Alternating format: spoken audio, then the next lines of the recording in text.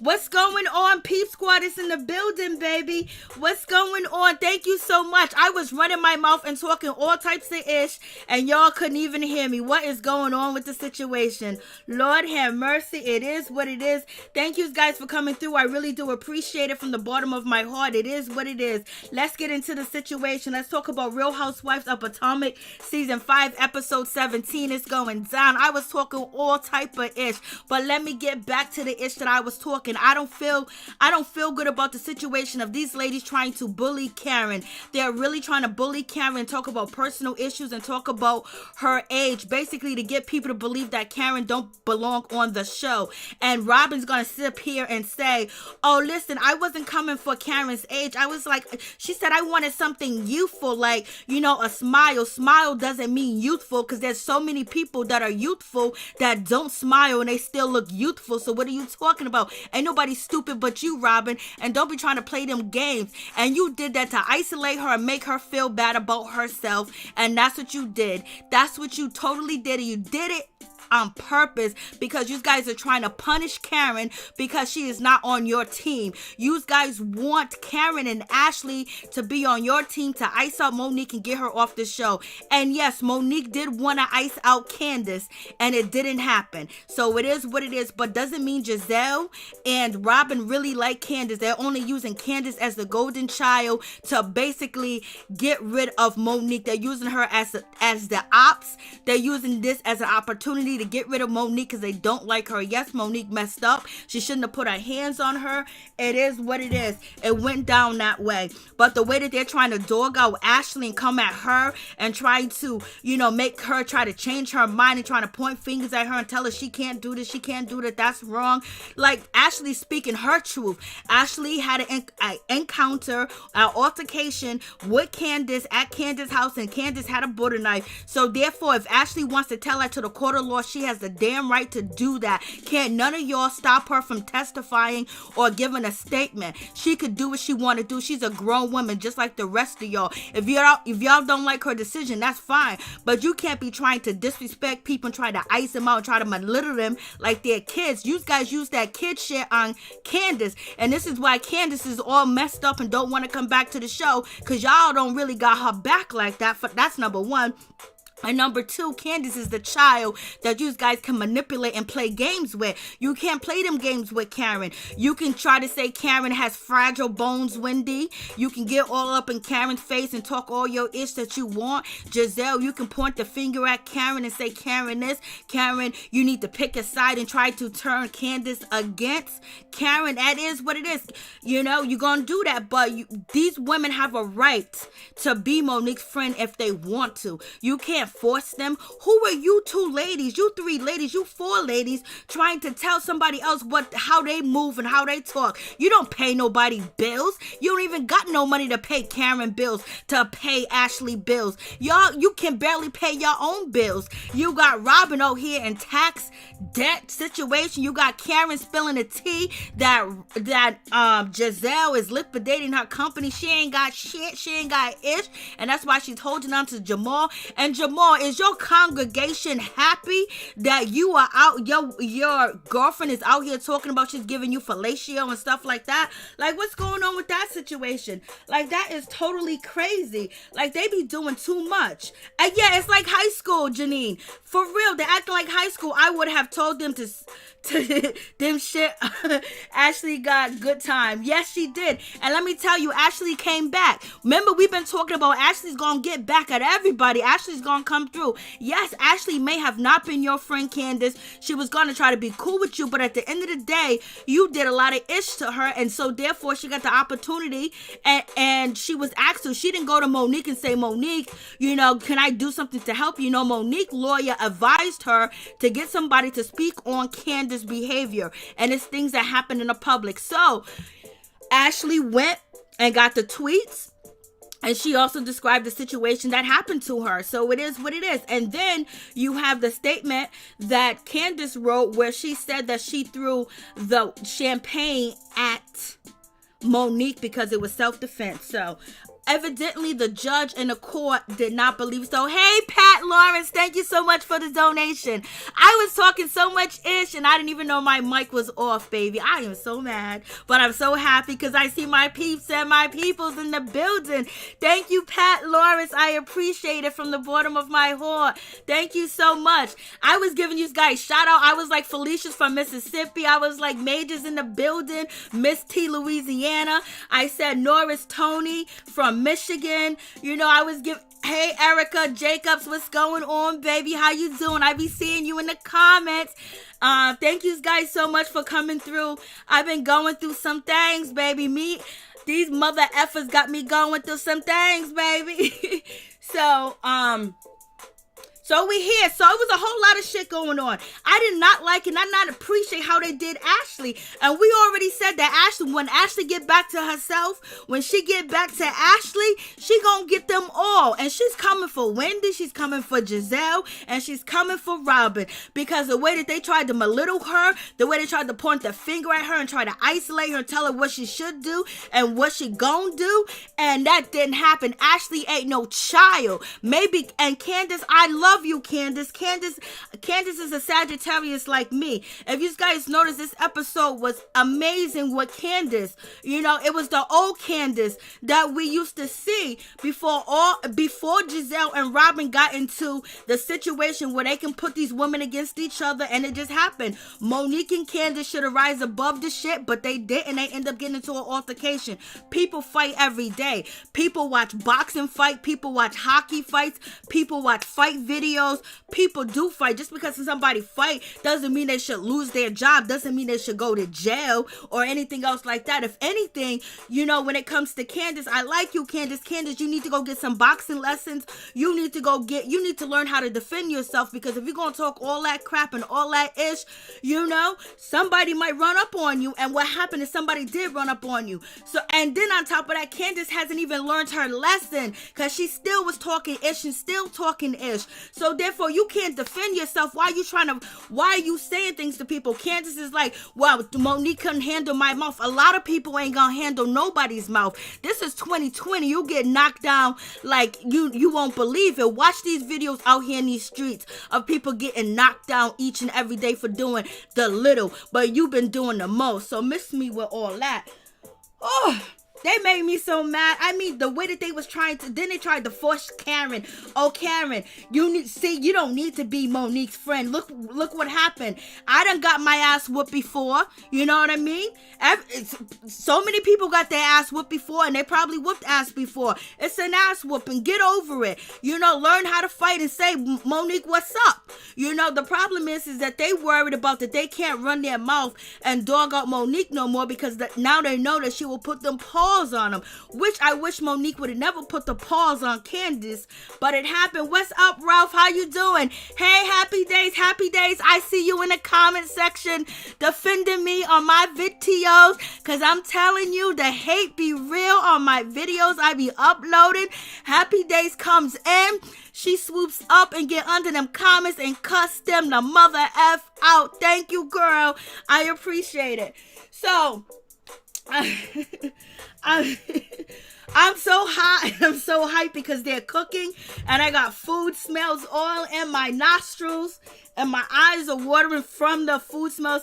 I've been attacked before too. Me too, Tony. I've been attacked. You know what? And I didn't go to the police. I could have went to the police and put them people in jail, and they could have had records and everything else like that, but I didn't do it. But the next day around, I got mine. Hey, Camille, happy Thanksgiving to you too. Happy Thanksgiving to everybody if you celebrate it. I'm trying not to celebrate Thanksgiving this year, or Christmas, or anything. I'm on my Black Power-ish, but I do want some food. Yeah, thank you, Happy Days. Yup, Happy Days. You be riding. You be riding, because these people be... Sometimes I can't even get to the comments soon enough. Thank you. Thank you guys so much. So let's get into the situation. There's a whole lot of shit going on. I haven't been live in almost a week. I think it's been almost a week. I think today it's just so much ish going on, ish after ish after ish. But let me tell you, your girl is winning. Your girl is fighting. Your girl is trying to do the things to make sure life is better for me and the world out here in these streets. Sometimes you got to do what you got to do. I appreciate y'all. Thank you guys for coming through and supporting me from the bottom of my heart. Grace Turner's in the building. Grace is a historian on anything that I talk about. Let me tell you that. Hey, Major, Candice wasn't attacked, but she did get she got molly-whopped, and it's just like, damn, girl, you got an ass whooping. Like, move on from the situation. Either get back at Monique and throw them bows, or keep it cute, keep it quiet. You want to bring it to court? You want to make people choose sides? How can you force, Ashley to choose a side, or Karen? There's a lot of people out here in this world believe in barbaric, behavior, believe in an eye for an eye. There are some people believe, like, if you run your mouth, you're going to get done up. So what are you talking about? Like, come on, people are human beings. People have feelings. So therefore, yes, I wish Candice didn't get molly-whopped. I like Candice. I always like Candice. She dressed the freshest. I like her energy, but sometimes she goes too far. And when you can be slick with the mouth, you better be slick with them hands, because you don't know how a person's going to respond to what you say. Yes, we want everybody to use their words, but everybody don't use their words. Please like the video. Giselle outfits are ugly. BQ ugly all day. And if you guys had watched What Happens Live, they asked Robin, would you let Giselle dress you? She said no. They asked Giselle, would you let Robin do your taxes? The answer was no. And they was both asked the question, if one of your best friends, outfit looked terrible, would you tell him? And it was like, yes, but why don't you guys tell each other when y'all be looking terrible and tacky on TV? They be doing way too much. So let's get into it. Let's talk about the situation. So they're trying to batter, Ashley again, to tell her, oh, that's character assassination. How is that character assassination when it's actually something that happened? It's actually something that, Candice did. So how is it assassinating her character? It don't make no sense, especially if you're telling the truth. So how is she, when it's on TV, the shit's on TV. All the lawyer had to do was watch the freaking episode themselves and get the footage. Like, they really didn't even need Ashley, but it was good to see Ashley talk about it to help them with their situation with the court case. Come on, let's be real. Nobody, if you got a case on you, gonna tell me you're not gonna go to court and be prepared? If your lawyer says, get statements, I need this, who shows up to court and and not prepared? If you can countersue somebody or you can counterpress charges, you're not going to. Why? Why wouldn't you? Why do you think all these criminals are out here now? Because, they know how to defend themselves and they got money, especially, like these big businesses and drug industries and, Wall Street and the home market people. Come on. Like they expect, Monique not to defend herself. Come on. That don't make no sense. Like, they be doing too much. What's up, Mo? How you doing, baby girl? They be doing too much. Like, come on. Like, who? Like, are y'all gonna defend it? If you gotta go to court for an assault charge or a criminal assault charge, and you got witnesses, and your lawyer is advising you to do this and do that, you're not gonna do it. Why? Because you don't want to hurt Candice. You don't want to hurt, Giselle. And if you watch this episode, you can tell that Giselle, Wendy, and Robin, and Candice, they wanted Monique in jail. They tried to act like they didn't want her in jail, but they wanted her in jail. They wanted everything possible bad that can happen to her, and that's fine. But at the same damn time, Monique got to defend herself. Now, they're mad at Monique because she's defending herself, because she got an attorney and she's countersuing. This is normal, everyday shit. People defend themselves. They get a lawyer. They need help. Like, they got problems. And Giselle's on TV talking about, I just gave Jamal fellatio before I came on a trip. And he's supposed to be a pastor? Like, how is that, lady? Like, how is that representing the church or your man? Even though he's out here with a bunch of babies. Like, miss me with all that situation. Giselle wearing a sparkling dress. Time she looks like a homeless person. Went through the trash and wore everything in there. BQ, I thought the same thing. Felicia Butler. It's Candice asking the lady and Robin to write a character statement about Monique. They will do that. They will do that same thing because they are petty like that. Amen. Facts. Cassandra. Giselle wears her daughter's clothes. Lord, her daughter's dressed better than her, but I get you, baby. BQ, right. You are a natural woman with glitter all over in the daytime, and you look a fool. She sure did, baby. She sure did. Ralph, Giselle needs to hire a stylist. You are so right, Ralph. Latoya, yeah, she can't get past her own age, which is a weakness, Lord. So, they're sitting over there, Robin is questioning Ashley like, oh my goodness, so you're doing this for Monique? That's character assassination? Your friendship is over with Candice? When she wrote the statement, she already knew it was over with Candice, but at the same time, she's not going to let these ladies decide what she should do and how she should do it. And that's what they're trying to do. And we got fake Wendy giving a fake hug with a fake kiss. We need to call Wendy hamburgers and fries. Can we have some hamburgers and fries, Wendy? And Wendy, she still got that painted on baby hair, that painted on sideburns. Lord have mercy, we know that wig stinks. She been having that wig on since she been there. It's heavy, it's deep, and then it's stringy, and then it's dry. You could tell it done caked up in some of the curls. Take that wet and wavy weave and throw it in the trash. But you can't because you gotta pay them bills, baby. So we have this situation and everybody's like, okay, these ladies are so fake and so fugazi. They know damn well they will be defending themselves in court all day. They will be getting statements. They will be getting everything. They will be asking Andy to come to court. And it is what it is. I was just like, they be just doing too much. And I don't even know what's going on when it comes to Wendy. She had on this ugly ass outfit with everything hanging out, knowing she just had a baby. The shit don't look good. She looks like a dude. She got shoulders like a man. She got that heavy ass wig on. She got them heavy ass glasses on. Sometimes it's hard to tell whether she's a woman or not. Like, she be doing just too much. And she's always in somebody's business acting like she know it all. And you know what? If you know it all, you want to sit there and be an attorney talking to Karen about, Ashley about, oh, Ashley, you're writing a statement. You know what? Once you go defend your husband in court so he can actually go to trial and actually win a case and actually have a case. That's what you should do. Go to court. Be your husband's assistant. You know what I mean? Miss me with all that. She makes me sick. I can't even lie. I can't lie. And then you can see in the front of her wig, the front of this wig is just nothing but bald spots, and she painted on, either she got dark black edge control or she just take eyeliner and just paint her forehead. I don't know what she be doing, but she be doing the most. Can't stand the lady. And then we got Giselle want to laugh at people. I don't know why you laughing at anybody. You on national TV with a whole big old dookie bag of synthetic cheap hair around your head. How can you talk about anybody? How can your man Jamal let you come out like that? How can Robin let you come out like that? That hair don't match. She don't got no edges either.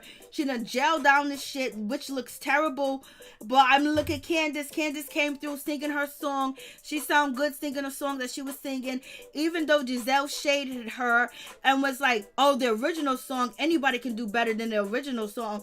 Basically not even giving credence to Candice singing or putting effort in her song. She's shading her. Giselle ain't nobody's friend. Giselle is here for the money. She is here for Bravo, and she is here for Andy. And Andy really worships Giselle. The way that he was eating out her ass on Watch What Happens Live, I was like, I wanted to throw up in my mouth. Lord, help me, Jesus. I need help. These ladies get on my nerves. Just a damn mess. But Candice, go ahead, girl. You look good. I just wish Candice had a better attitude. I wish she could have learned or did something differently. Worked it out. Do something else, because she's letting these other older women use her because she's so used to being used by older women, which we would say the syndrome that she has from her mother and how her mother used her and treated her and dogged her out. And so she can't tell that these ladies ain't her friend either. So it is what it is. But Monique was trying to ice her out too. So the tables have turned. And then over here, this is Miss, what's her name? Miss Hamburgers and Fries. Hamburgers and Fries was sitting over here saying, "Ooh, I'm going to send a picture to Eddie. I'm going to show him my poom poom." And it looked like she was moving that bathing suit over to the side to show him the poom poom. And then she going to turn around and say, "I never sent him no naked pictures." No, he don't want no naked pictures of you. He don't want to look. No, I was going to say something real foul. Let me stop. So she was like, "I'm going to send him a picture of my poom poom." Yeah, and that's your professor. I wish I had a, There gotta be some type of, I just can't stand it, ladies. So where am I at? So Karen is basically talking to Ray.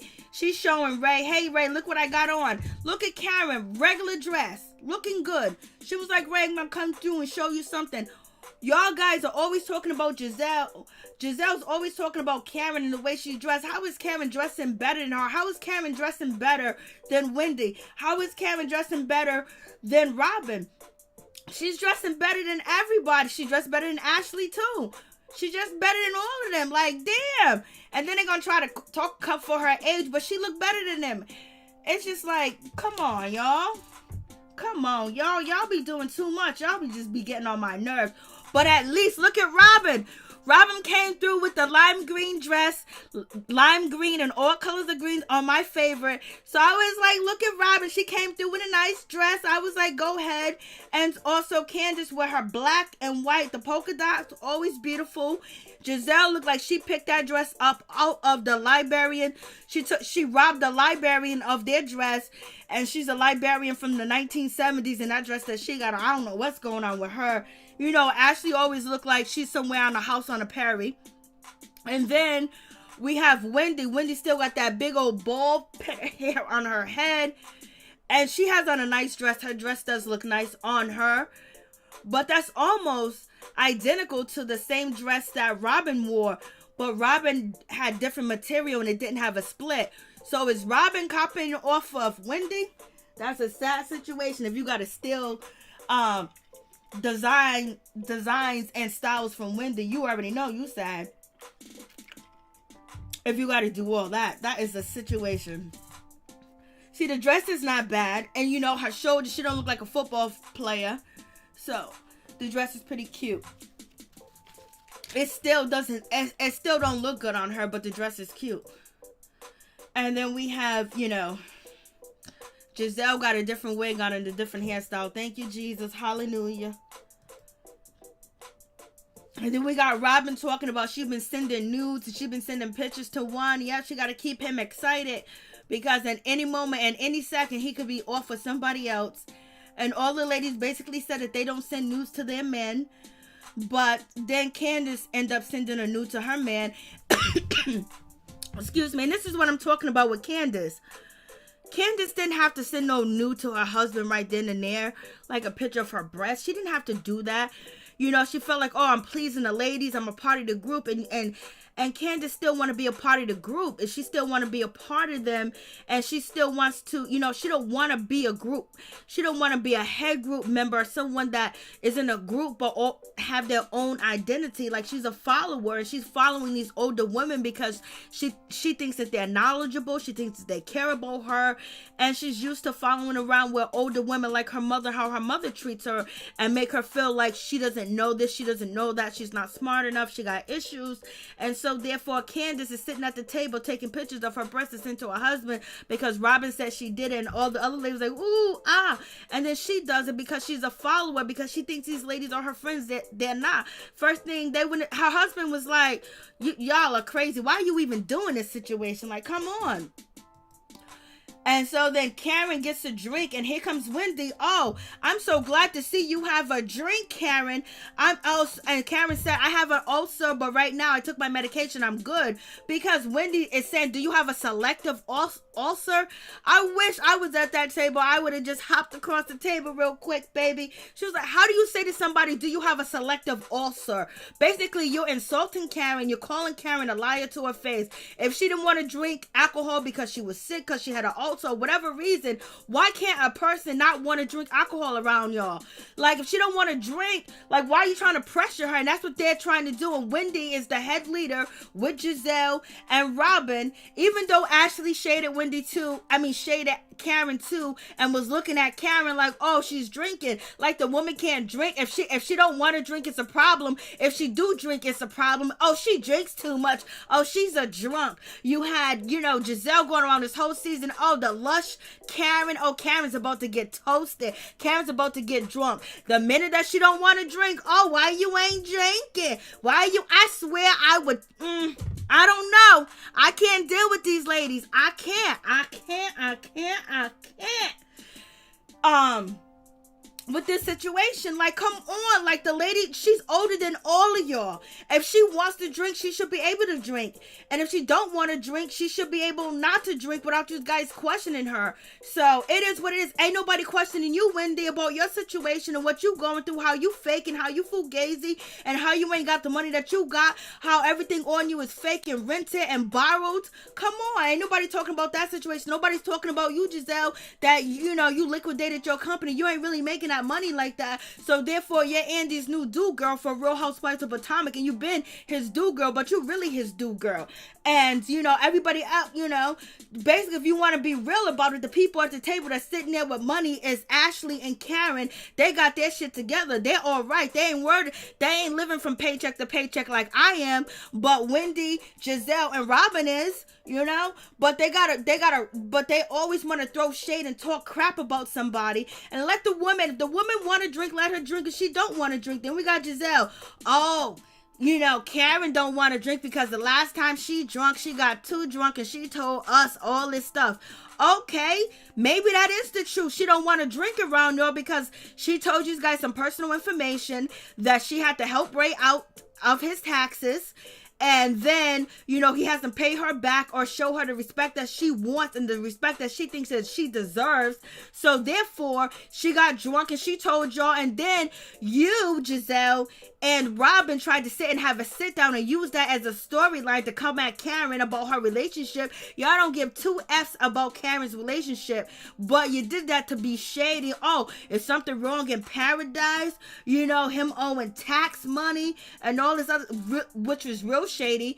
Allegedly, Robin said that Karen got intoxicated one time and revealed that she doesn't like her husband's penis. So, and then that wasn't even, I don't believe that was on the show, but Robin throws it up. So therefore, if she wants to watch herself and she doesn't want to come out and say, hey, listen, guys, I don't want to drink around you guys because sometimes it's a truth serum and I say too much and then it's used against me because you guys ate my friends. She could have said that she wanted to, but you guys still wouldn't have been receptive to it anyways. And Karen said that she was sick. She had food poisoning. 1 minute, I didn't even hear. She said she had an ulcer. I heard her say that she had food poisoning and she was sick. She had a little bit of coli or something. I don't know. Karen ain't trying to tell you her business like that, but y'all be wanting. Let's talk about these outfits. Yes, look at these outfits. BQ and everybody else. Look what the hell that they got on vacation. Look what Gizelle got on. Like, this is a travesty. This is a damn right. Look at this hat. A fedora is a nice hat, but look what they got on. And I can't even show you, Gizelle's sneakers that she had on the sneakers. Look at this, what is it, disco ball? What is this, 1970? I love the 70s, even though I wasn't born in the 70s at all, but I love the styles of the 70s. But girl, what do you got on with the red pocketbook, with the stripe? The stripes and the shirts with the black and the white. Then you got this big ass red pocketbook. Then you got a blue jean jacket with holes in it. And then you got on this solid gold disco skirt. And then you got on white sneakers, baby. Ain't nobody in their real life coming out of that house looking like that. This is a travesty. Robin, she got her older clothes on. You know what I'm saying?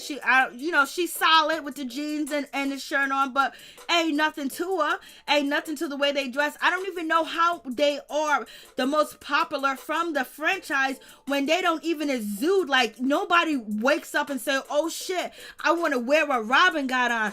Oh shit, I want to wear what Gizelle got on. Nobody says that. Come on.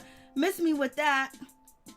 So we get to the situation now. They're over there drinking, and look at this ugly ass jean jacket she got on with the disco shirt, with the hat, the bamboo earrings from the 90s.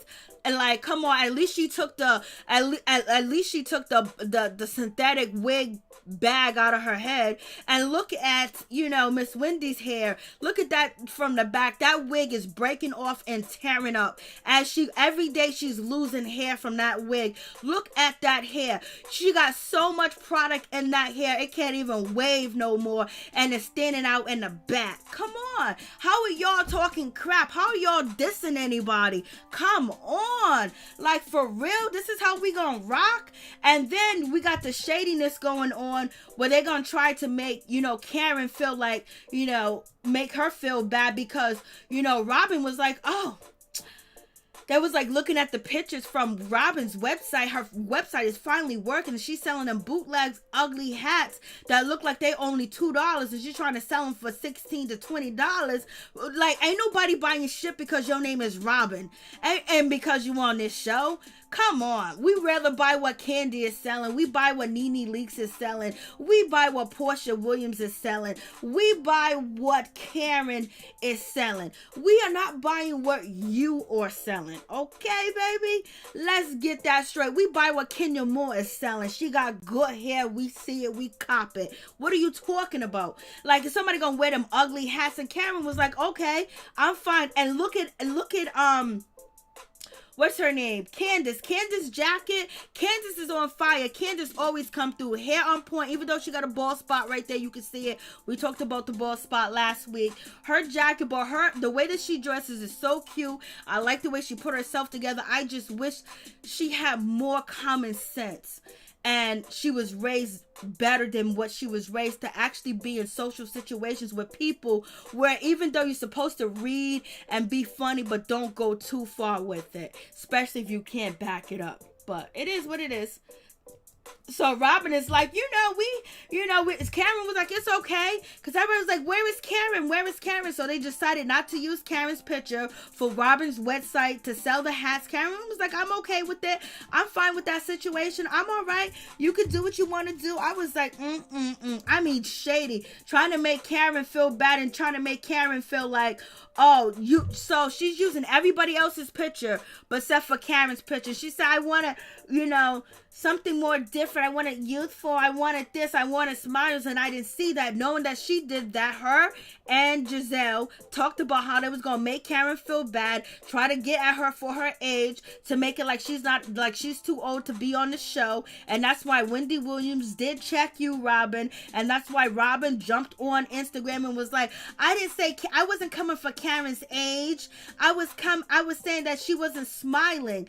I was like, come on, miss me with that. And she said the same thing on Watch What Happens Live tonight too as well. And this is the first time that Giselle ever looked good with her dominatrix outfit looked good. This is the first time she ever looked good, and this is the first time Wendy ever looked good. They have to dress his characters to actually look decent, to actually look like attractive.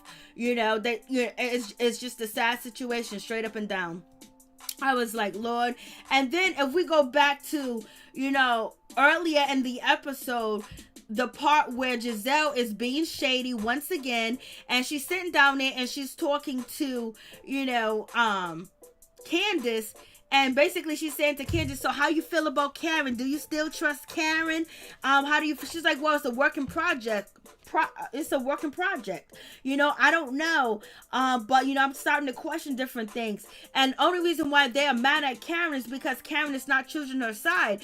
And I wasn't against Candice at all. But the way Giselle, Robin, and Hamburgers and Fries is moving, and makes you want to support Monique even more because they're being real dirty. And it seems like Candice didn't even want to go that route, but now now Giselle, Robin, and Wendy care for her so much and showing her so much love that, oh, we're so sorry what happened to you. Damn well them three women are laughing at her situation and was like, it couldn't be me. I wouldn't be on this show. Oh no, I would have did this and I would have did that. And we all know that they don't really like Candice like that. So it's just like, it's just sad that Candice can't see through the situation. It's sad that Monique couldn't see that when she was befriending Giselle and Robin, that they wasn't her friend. And Wendy turned on Monique so fast, quick, in a hurry. It was disgusting to see. And this is what makes me so sick about this show, is that they letting Wendy hamburgers and fries come in and run this shit and acting like she's an OG, acting like she's been around. They should have kicked her off the boat. She could never go to any of the other franchises and come in and try to take over like they're allowing Wendy to do. Who is Wendy? Wendy ain't nobody. Nobody gives two shits about her goddamn degrees. Nobody cares about that. We don't care about any of that. We care about your attitude, your behavior, and how you fit in with the girls. And you see an opportunity to push somebody out so you can stay in, to look like you got some control, and you want to use your words to read. You can't read, girl. You ain't reading. You ain't reading, because if you was reading, you would look in the mirror and you would see that your whole self is a read. Your whole behavior is a read. The way that you boast about having degrees is a read, because that's the only thing about you. That's the only thing that you can brag about, is that.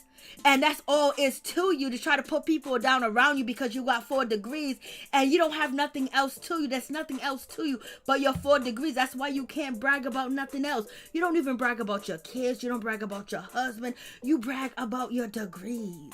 Like, come on, who does that? But anyways, let's move on, because... Okay, so where was I at? I had to get into Wendy. That woman make me sick. I don't think nobody get under my skin more than her. And it's just like, damn. It's like, why y'all letting this woman come through and take over your show and act like she's somebody special and act like she can dog out the rest of the ladies around y'all? This is what I'm saying. But we can big up Potomac, but that Giselle's weak. Robin's weak. They're weak from letting somebody else come in and do all this and taking their camera time, taking their shine and everything else like that. Like, come on, like, y'all gotta be kidding me. We don't, what's going on with this situation? Hey, Sunny Storm, what's going on? How you doing? I'm in my feelings. Wendy burgers and fries stuffed in her books and candy because she looks humpy.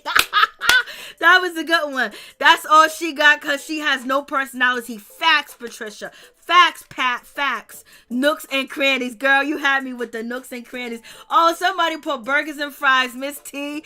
Good Lord have mercy. Don't...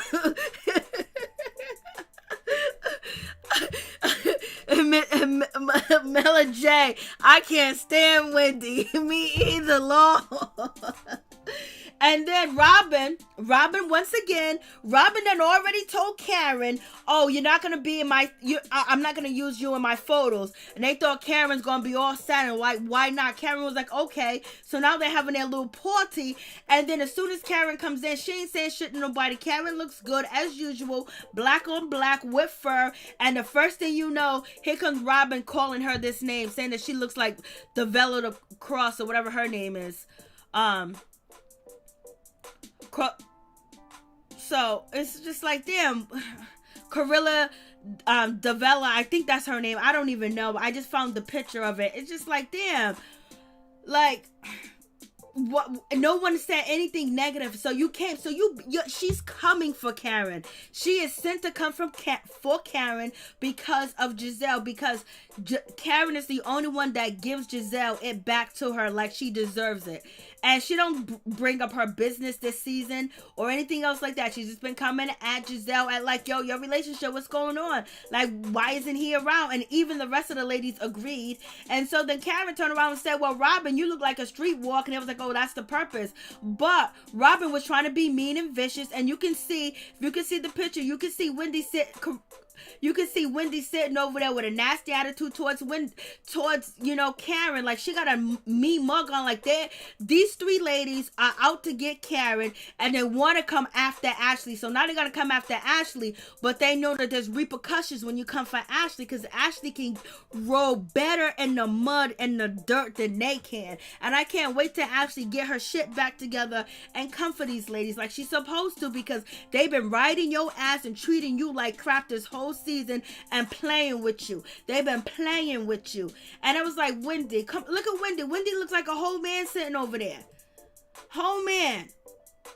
And so Candice, she comes through. She looks beautiful as usual. She got that attitude. She got the dominant attitude. She's having fun. She's having a good time, and it's cool, or whatever the case is. It's cool, but And another thing, if Giselle and Robin really had Candice's back, they would have told Candice that Ashley is going to stop her and say something to her, and Ashley's going to do this, and Ashley's writing a statement, because Giselle and Robin always spill the beans when it comes to each other or somebody that they like. They give them the heads up. They didn't give Candice the heads up because you know why? They want to see that they didn't want to, because that's not really her friend.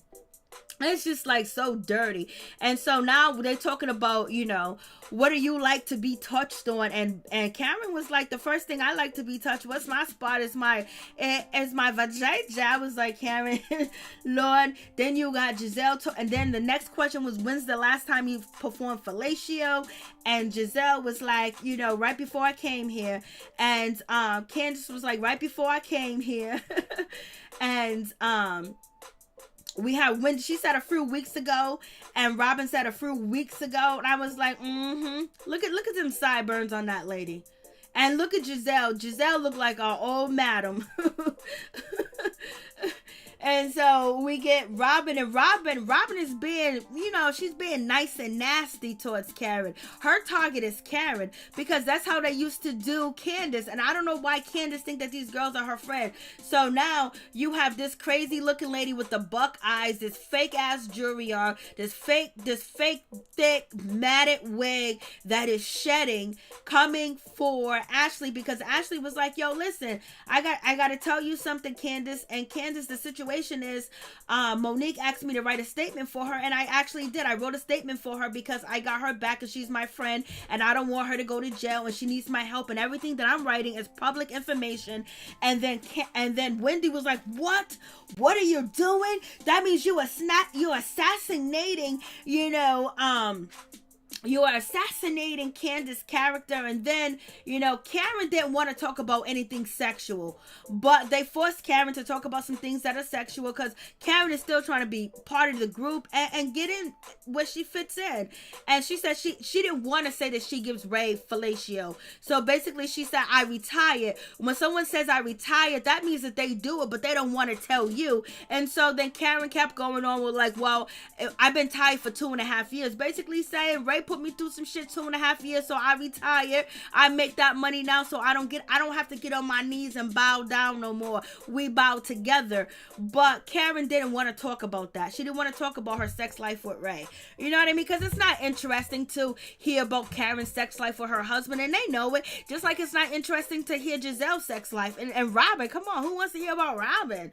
Ugh, who wants to even hear about Ashley? I don't want to hear about none of their sex life. I'm not interested in their sex life. That doesn't turn me on. That does not rock my boat, and they're doing way too much. So Karen said that she hasn't gave Ray fellatio in 2 years. Then you have Giselle sitting there. Oh, if he ain't getting it from Karen, he's getting it from somebody else. Because that's what they told me. They told me if you don't do it, your man gonna get it from somebody else. Then, well, Karen ain't worried about it, because she ain't doing it. And she heard the same saying that you heard, because she's older than you. Like, come on, miss me with all that situation. I can't stomach this. Miss J, that guy from American Next Top Model. Happy Days looking bald there. Pat, Happy Days, Wendy Duh. Attitudes dealing with her would make me forget my manners. Facts, Major. Would make you forget your manners. Cassandra, I can't wait for the reunion when Monique brings the real tea. Yeah, she's gonna bring the real tea, but they're all gonna deny it. But we're gonna see how it pans out. Giselle said never, or did she lie on Pastor and his magic stick? No, she said that she did it before she left. Even though we know that lately, Cynthia Bailey told Karen the word that, Giselle came to her wedding alone and she left alone. So when Giselle went on Watch What Happens Live and said that she went back to the hotel and got it in with Jamal, Cynthia told Karen that Jamal was nowhere in town. He was somewhere in Delaware because he was busy. So, she might be lying. Elizabeth, what's going on? Kimo is giving me Jamal oral, and he's still cheating on her. Ooh, Giselle needs to stop because she can't even keep a man and probably just lay there in bed. You are facts. I believe that. I believe that, Mo. I believe that Karen is getting it. Cassandra, Wendy is a fan and she's looking crazy in these streets. Facts. LSW, what's going on, Giselle? Yeah, all that work and that still went somewhere else. Yes, it did. Happy days. I am going to tomorrow morning. I am doing a side by side. Juan is the cutest one. Yeah, Juan is the cutest one. So is the pastor Giselle. Lord have mercy. What is going on?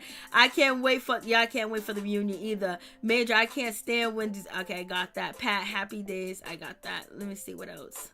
Hickerson, what's going on, Hickerson? What's going on? How you doing? She looks like she got rabies. Lord, rabies.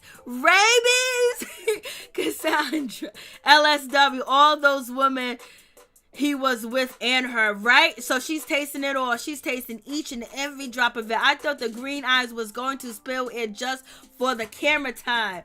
Yep, she is grasping for straws, and Andy knows it, and Andy is really putting her on that pedestal for real, and she ain't got no storyline. She ain't bringing nothing, but she do got Wendy and Robin doing her dirty work, so it is what it is. Giselle is just making herself look a whole fool, and all she does is lie. Facts, Elizabeth Hill. Facts, Cassandra. She's just one of those sister wives now, huh? Giselle went out bad, baby. Yes, sir, because we know they ain't together. And so, yes, she's a sister wife without the paperwork. Wendy looks like that dude from American Next Top Model. Oh, I know who you're talking about. One of the judges. Oh, facts. Happy days. I didn't get it the first time I read it. Yep, facts. Pat, Giselle brought her big black rubber with her. Yep, she brought her man with her. Then they tried to shade Karen. Karen is trying to, what is her name? Wendy is sitting over here trying to shade Karen because Karen said, you know what, I use a pillow. And they was like, oh, you use a pillow. And then so Wendy was like, what do you dry hump the pillow? And Karen was like, no, I don't dry hump nothing. And when I'm all done, the pillow is nice and wet. I was like, Karen can read. But Wendy is throwing underlying shade especially when she said to Karen, do you have a selective ulcer? Like, come on, who says shit like that? And, they're coming for her because she won't let Monique go. And then on top of that, she's not a tap dancer either. So, and now they're trying to come for Ashley, but they better be ready. Because when Ashley get everything back together, Ashley is going to remember each and everything that these ladies did, because we know Ashley can dive, she can dig, she is the mud, she is the dirt, she is the worms. She is. And she don't have no loyalty to nobody, especially when they coming for her. And so it's going to be what it's going to be. So Ashley was nice. And she was like, yo, listen, I am going to be giving Monique a statement. It's going to be what it's going to be. And and Wendy jumped in, and Wendy felt a certain type of way. Wendy was like, what, you going to give her a statement? What are you going to write about? You wasn't there. You don't know what happened. So what type of statement are you going to write? So you writing a character statement? Or are you trying to assassinate, Candice, are you trying to assassinate her character? Like, what's going on? So basically you're trying to, lessen the blow for Monique and basically move all the relevance and all the pain and everything that Candice is claiming and saying. And basically you're going to come in and defend Monique, basically, counteracting Candice's statement about herself and who she is and what she represents. So Ashley, had a butter knife pulled on her, or whatever the case. They got over that situation. I got over it. We got over it, but we don't know if Ashley got over the situation. Evidently, Ashley didn't. And Ashley will be not testifying, but she had wrote a letter, and she sent them all the information that she could possibly send. And damn well, Ashley sent them a booklet. It was nice and pristine. It smelled like perfume. It had kisses on it, and it had a check in it too. So Ashley was like, I did it. And let me tell you, that's some bullshit. shit right there. Ashley she sat right there. I said she sat right there. And she told all the ladies. She waited till the last day. But she did it. She heard what they had to say, but they couldn't change her mind. They couldn't stop her. It's already done. She don't feel guilty. Why would she feel guilty when she ain't really friends with Candice? She's trying to be cordial with Candice and film with Candice, and she has showed Candice some love. You know, she invited her to a sip and see. When Candice was crying, she hugged her and everything. But if you go back to it, Ashley is the one that told Monique that Candice is trying to befriend Charisse. Well, she befriended Charisse to get information on her. Ashley never forgets. Ashley never forgets. And I just hope she knows how to get under Giselle and Robin's skin. Now, they don't really like to have beef with Ashley. But so we have Miss Wendy was like, oh my God, that you're such a snake. That is snakish. It ain't snakish. She's doing what she's supposed to do for her friend. If my friend asks me to write a statement, if I have two friends, one I'm closer with and the other one, I wouldn't want neither one of my friends to go to jail. But Candice is not Ashley's friend. So therefore, she's writing a letter. They're not friends. They're not kumbaya. Wendy don't even know Candice. She just met Candice, and she's acting like she's Candice's mother, brother, sister, uncle, and man at the same damn time because she's clashing. She's clashing and she's clinging on to anybody that she can so she can stay on this show because she don't want to go back to teaching. You know why? Because she don't make no money there. This paychecks that she receiving from Bravo, she's never seen that much money in her life. So therefore, she's going to cling to anybody, and she's gonna claw to stay on this show. This is her new come up because somebody gotta pay, the mortgage. Somebody gotta pay the money on that $1.5 million house. Somebody gotta pay the money for the eight degrees between her and her husband, because them shits ain't paid for and they ain't making enough money to pay off them degrees anyway. They are on payment plans like the rest of us. So let's get it popping. And so now she's upset and she's acting like she's attorney. Like I said, go assist your husband. Please hit that like button, my peeps, my peoples. Please like the video and it'd be greatly appreciated. So she's saying all her ish and calling, you know what? She was like, I'm fine with that. Call me a snake. Call me what you want to call me. I don't care. Then Robin's jumping to the conversation like, that's wrong. Basically you're weakening, Candice's case. And so it's all a bunch of nonsense where they can't make Ashley change her mind. And they can't make Ashley feel bad. And that's what hurts them the most, is that Ashley and Karen is not folding under pressure. And people will be more susceptible to Candice and what happened to Candice if Giselle, Robin, and Wendy didn't go around and attack the other castmates and act like Monique needs to be in jail. They could have handled this situation so much better, where they could have made Candice look like, the angel and the victim and the situation. But their cattiness, their nastiness, and them trying to force people to feel a certain way or do something when we're all grown, this is why Candice is not getting the reaction that she needs to get from the public, as because of Giselle, Wendy, and Robin. And Candice don't even know it, and that's the sad thing about it. Having them trying to fight her battles actually ruined her from being fan favorite, because she should be a fan favorite after she got beat down like that. But they made it so messed up, and then Candice continued to go on and yell and scream and act like, she ain't a victim. And so that's why the shit fell apart for her. She had a good one, but she had the wrong people on her team. And that's what happened. Because if Candice was like, I've tried to talk to Monique, blase this and blase that, the whole situation would have been different. She could have really reversed the tables, where Bravo could have said, we don't want Monique back. Look at her behavior. Look how she's acting. Look what she did to Candice. Candice is reaching out to her. Candice is hurt. Candice wants to understand what happened. Candice could have played the situation and made herself the fan favorite of this season. But she's too damn stupid. And that's the problem. Like, this is reality TV. There's no friends on these shows. You either play the game, and Ashley always plays the game. Karen always plays the game. So, moving on from that situation, so it goes left. Candice is crying. Candice is like, oh my, and I feel bad for Candice because yes, when you do get assaulted, sometimes, especially if you're an adult and you never been in an altercation before, I don't know if that's the case, you know, you can have anxiety, you can be nervous, you can feel like somebody else is going to attack you or you're afraid, but she does not display any of them behaviors or have anxiety or afraid because she keeps running her mouth, she keeps talking ish, she's online talking ish, she's acting like she's so strong and this and that. So therefore, it's like nobody believes you, Candice.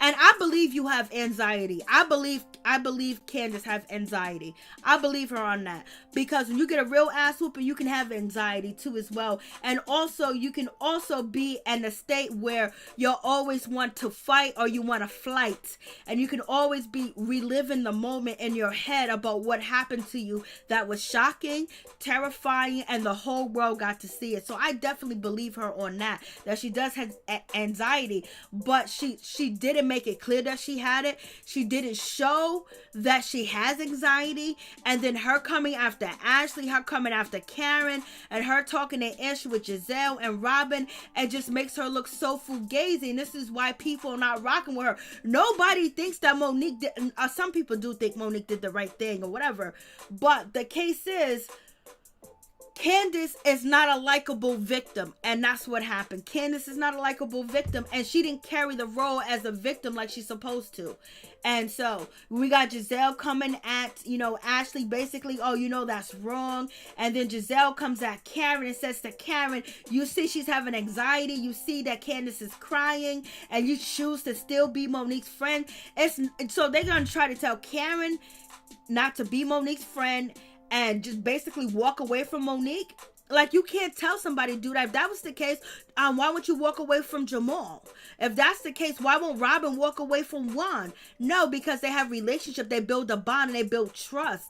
And you just don't turn your back on somebody that you believe is your friend for Giselle or Robin when you know they're only using to milk the situation to get at Monique because they don't like her. And this is their opportunity to swarm down like vultures and get her the hell out.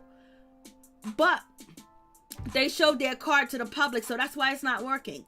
That's why it's not working. So, you know, when it comes to Candice, she is crying. She's telling everybody, hey, listen, I'm hurt. You know, I've been attacked. And basically, she just letting them know that she's a victim and she's scared. And it's so messed up that no one is, you know, that Karen and Ashley are not on her side. They're not against her, but they're not going to dog out Monique for you. And it could be vice versa. Karen might not dog out you for Monique, you know what I mean? But you make it so hard when you get into groups with Giselle and Robin and then forcing and trying to demand people to feel a certain type of way. You can't. Everybody are human beings. We have a right to feel and think the way that we want. We don't need, just because you think people should feel sorry for you doesn't mean that they are going to feel sorry for you. You can't expect people to think the same way that you think because everybody's different. None of us are made the same, so you got to allow people to be their self. All you had to do was play the good victim and you couldn't, and that was the situation. And she also goes, oh my God, Ashley, oh my God, you know how much shit that Monique talked about you? She dogged you out. She said this about you. She even called Chris on the phone, and Chris was like, oh yeah, Monique dogged out Ashley. Ashley was like, I don't care at this point. And then Michael, you know, Michael's on the phone where Ashley was like, you know what? I don't care. I don't like Candice. She came at you with a butter knife. She did this. She's a liar. I don't like her husband and everything else like that. So it went down from there. So basically, the Chris and Michael don't like each other, and they're supposed to be having something go down. And also, Karen said that she was doing a hairline and she wasn't going to invite Monique. But Karen is shady than a mother sucker. Karen had invited Monique, and Monique walks in, and all the girls are mad and upset because they got played by Karen. You don't think Karen got tricks up her sleeve too? So Karen told the ladies that Monique ain't coming, but yet Monique is there. Isn't that some shady shit? Lord. And you know they were scared because they've been talking all types of ish about Monique. Now she walks up, they scared of the situation. So it is what it is. So you guys tell me what you think. I've been talking. I got stuffed up. They're cooking.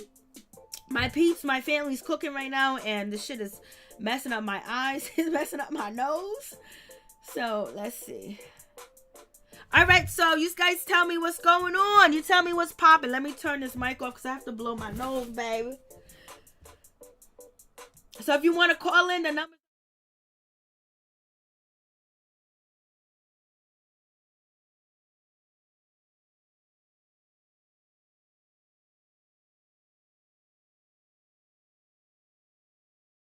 We back in business. Pickens, Monique needs some friends. She's buying 250. She's buying 250K of her husband's NFL dollars. Plenty of friends to come to the podcast. I know that's the same thing. Happy Days. Yep, Mary J. Oh, thank you so much, Happy Days, Miss T. She is tall enough and her jawline is ready for the challenge at Happy Days. I don't know what Happy Days said. Grace Jones 2020. Vicky, Candice literally pointed a knife at Ashley. She should have pressed charges then. And, you know, she didn't even do that. Happy Days remains unpredictable. Karen knows that. Yep. My little J. I think Karen changed her mind once they pulled that BS on. Yep. Yes, exactly. Facts. You're right about that. Facts. You're right. That when they pulled that BS and tried to call her out and Candice is crying and, oh, you need not to be Monique's friend. So yeah, she pulled that so Karen came through with Monique. That shit was, I ain't gonna even lie, it was cute. They're playing games. So it's gonna be on and popping next. It's gonna be on and popping at the reunion, but I heard the reunion is, I don't know. We'll see. I just heard it wasn't all that, baby. I heard it was it was a butter knife, Ralph. It was a butter knife. Ashley cannot because she owes Monique drunk ass. Oh yeah, well think about it. Monique was the only person that really had her back when it came to the situation of her husband. Her husband is a damn mess. But you know her husband is a damn mess. That's number one. And then number two, you know, even Karen wasn't here for Ashley's husband. Remember, Karen was like, yo, listen, I don't want to be around him because I've been a victim before, and when I see him it reminds me of that and everything else like that. What's up? What's going on? Please tell me your name and where you're calling from. Hey, what's up? What's good with you? Hey, thank you for sharing my last two videos. I appreciate it. No problem. What's poppin'? Well, I'm going to say, you know, Monique, I miss seeing Monique in these episodes, but I'm glad she come back next week, though. And, you know, Karen, I think she giving them ladies, you know, a taste of their own medicine. Yes, she is. Because they be lying and being shady and all that different stuff, talking about her behind her back. And, you know, I think that after, you know, they tried to gain up on her at that party on the last night, that Dominatrix party, I think she just decided to change her mind and invite Monique, but didn't tell the ladies. So I think that that's a good move. Maybe they know what it feels like now to try to shade somebody. Mm-hmm. So she turning the tables on them. Yep. They ain't her friends anyway, so why not mess with them? They ain't her friends. I know the way they've been talking about her all season, and you know, and Ashley, I don't blame Ashley either for standing by Monique, but I wish she could have just told Candice one-on-one. And then if they decided to bring it to the rest of the ladies, then that's on them. But I wouldn't have told Giselle and Robin nothing. Because Ashley, she needs to, you know, she needs to stop being, you know, naive when it comes to Giselle and Robin. She always running to them first and telling them stuff. It's like Candice, be running to Giselle and Robin and telling them things. I'm like, them ain't the two ladies. Them two ladies don't care about y'all like that. Y'all need to just don't tell them anything and just go to the source. If you have a problem, go directly to the source. I wouldn't go to the devil and her follower, her bottom B, because that's what Robin is. You know what I'm saying? Giselle's bottom B. You know, her top puppet. who she can manipulate and, you know, get to do whatever she want to do. It's like Robin does all the dirty work. It's like Giselle sets things in motion and Robin just carries it out by doing the dirty work. Yeah, because Robin be having that mean mug on like she gonna do something. And because we already know Giselle is gonna run up the street screaming. Yeah, because, you know, Robin always, like, every time she she be talking, you know, for Giselle, basically. I mean, she don't really defend herself. She speaks, you know, when Giselle, or, you know, to show Giselle that she on her side. And that's why I be like, lady, you need to get a mind of your own. You know, you need to, you know, stand up for yourself and, you know, talk about, you know, call, you know, if you're going to call somebody out, let it be because of the way you feel, not the way you think Giselle going to feel or what Giselle thinks. So, you know, she just continues, every episode, she just continues to prove that she's a follower, that she, like you said, she weak-minded and she not a leader. You know, and then she sits up there in one episode talking about it's like making it seem like it's okay for a man to cheat on you. You know, it's okay to stick by him and all that. And I'm just like, no. You know, the man divorced you, you know, after you lost his money. You know, and I'm just surprised that he want to even marry her again. If, you know, it's coming up that he's supposed to be proposing to her, and I'm just like, I wonder if he gonna really go through with the wedding. That's what I wonder. Now that she behind on her taxes, I wonder if he gonna really go through with it. I think so. I think that paycheck is just too good for them to turn it down. Yeah, Robin. Yeah, she like you said, she weak-minded, and she, you know what I'm saying, she need to stop talking about people and look at herself in the mirror. She don't look the best for her age. I mean, she look around 50 years old herself. Why she talking, and just like Giselle, she can't dress either. You know, just like Giselle don't have no good fashion sense, she don't either. So it's like Giselle's behavior and her fashion sense is rubbed off on Robin. You know, so it's like, and then Giselle, she's so trifling, sitting up there talking about what she did to Jamal before she came to the trip. Now, why wouldn't you keep that to yourself? And you supposed to be a former first lady. That makes you a last lady in my book. You the last lady. Exactly. Felicia Butler, last lady. That's what she's acting like. And how she's still going to be the, like, you know, the congregation, if he still stays there, they're not going to be too acceptive to Giselle and her behaviors. I know. That's why I said she just be over it. She just a trouble starter, sitting up there, you know, getting Candice to the side, trying to turn her and brainwash and manipulate her against Karen. I'm just like, come on, you know good and well you ain't caring about that girl. You don't care nothing about her. It's like you so threatened and jealous by Karen and Monique that you would get anybody to turn on them. Because you ain't woman enough to go against them one-on-one to their face, because you know they'll shade you. I don't believe Giselle or Robin likes Wendy. They're just using her because she's able to use her mouthpiece to go at somebody. And everybody think anything that she says is going to be so silent and so significant because she got 4 degrees. But you ask me, I say it ain't shit. But yeah, Mr. Wendy, or should I call her Mr. Ed with the bad edges, she, like you said, she got all them degrees, but you ain't got no money. You ain't working in none of them fields. You know what I'm saying? How you gonna call yourself a doctor? Professors, teachers are not doctors. You know, you're not working in a medical facility. You're not working in a clinic or a hospital or nothing. You know, like them women, like Jackie and like basically the women do on the Married to Medicine shows. You're not even a doctor, so it's like, why get all them degrees and you haven't figured out what you want to do? You're not doing nothing with them degrees. So that was just a waste of time. And, you know, you wasted, you know, people's money that you have to pay back, and you don't even have the money to pay back. If you was smart, you would have got a job in one of those career fields, and you could have been probably paid back your student loan by now. So it's like all that bragging and you don't have no money or no job in that field. So it's like, come on, lady, you gotta learn how to dress too, 'cause your dressing ain't the best either. The way she coming at people, and Giselle, she wanna age shame somebody, but look at her. Every time I look at her, like when she be pulling her hair up, you can see the wrinkles on her face. You can see her face looking old, especially with makeup.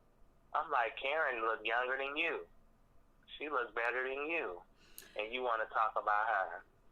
Come on, lady, with the turtleneck or with the turkey neck that you rocking. You can't talk about nobody. That's why that collar, she did a good job wearing that collar to cover that neck up, so we couldn't see it. Yes, she did. She handled her business. Thank you so much, Tony. I appreciate you. God bless. Happy holidays. Yeah, you too. And Candace a big baby. She just, I don't blame her for having them notes, at home, around the house. But come on, you ain't got to bring them on the trip because Monique ain't there. Try to have a good time. I just feel like she's doing a little bit too much. And she's being used. She's being used, Tony. It's sad. She don't even know she's being used. And now she might not be coming back because of, so much different shit that she gonna have to face. But she realized that she was being used and no one could tell Candace anything. And that's the problem. Yeah, at least all that stuff she taught to Ashley, she could take a page out of Ashley's book. And then, like you said, she could have played her victim card better than what she playing it, and then she could have created a better storyline for herself, like you was talking about with the kids. Yep. Go get your husband's kids. Because right now she ain't woman enough to be no mother. You know what I'm saying? Because she got too much of a mind, or her mind is a child. She got the mind of a child. So it's like, how you gonna raise babies when you act like one yourself? Facts. But yeah, I wish I could send you a gift for your birthday or Christmas. Oh, you know what? Just come through. That's all I need. Just keep coming through and dropping a dime on the phone. My birthday's next week too, and I've been so sick this month. Ever since I went to go vote, I haven't been the same. So I don't even have any. I don't thank you. I don't even have any plans. I don't know what I'm going to do. At the last minute, I'm starting to feel a lot better. So I was like, oh, let's do this. I don't know, baby. I'm probably going to stay in the house. I'm staying in the house. Yeah, your family probably will bring your birthday and Christmas to you. Yep. Thank you so much, Tony. I appreciate you. Welcome. God bless. Yeah, you too. And your kids should be very proud of you. Oh, that's so sweet. I think you are a very good example to them. You some of these ladies on TV should be more like you. You are so sweet. God bless your heart.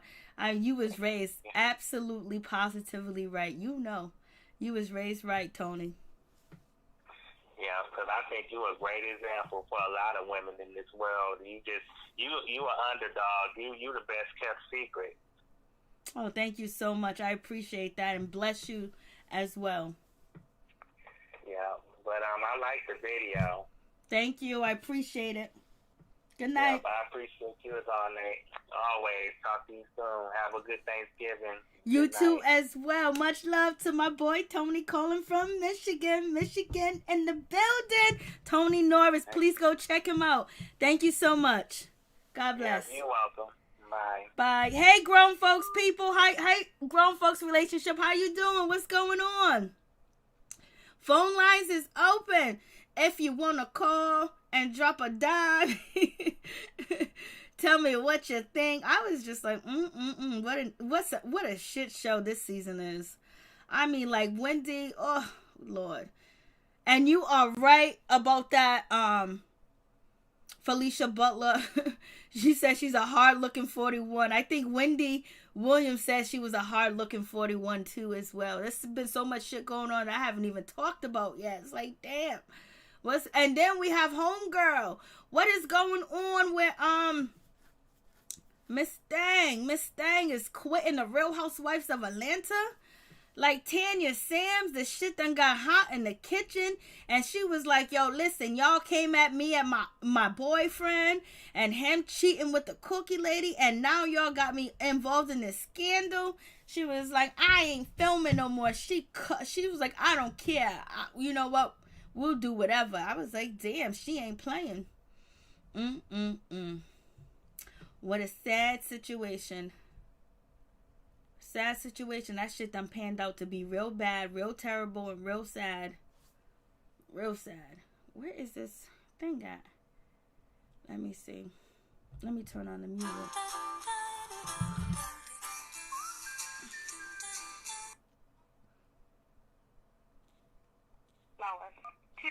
Please tell me your name and where you're calling from. It's Lois. Hey, Lois, how you doing? Good. How are you? I'm doing okay. What are your thoughts about the show tonight? Girl, you had me cracking up talking about these women. Said they was getting on your nerves and you need help. I was thinking the same thing. Like, I cannot stand these women. I know. I mean, 4-5 of them. Man, they is getting on my last nerve. It be like that sometimes. Yeah. But I guess it's like you said, you know, Candice should be the fan favorite. But she is, I just can't stand it, Giselle and Robin. I guess just by them, whatever they like, I just hate. She said whatever they like, I just hate. I can't stand them too. Oh my goodness. They need to do something with them women. They're boring. Reunion. They're boring too. They're boring. Yeah, but they coming up off everybody else. That's what they're doing. But Giselle know how to play the game. Oh yeah, I ain't gonna even lie, Giselle. I give her kudos because she's playing the game like she's supposed to. She's doing everything she's supposed to do. And when it comes to reality TV, when it comes to being shady, when it comes to having people do your dirty work, when it comes to telling less of your business and getting at somebody else's business, she's playing it well. She's doing that. She got it down pat. Yup.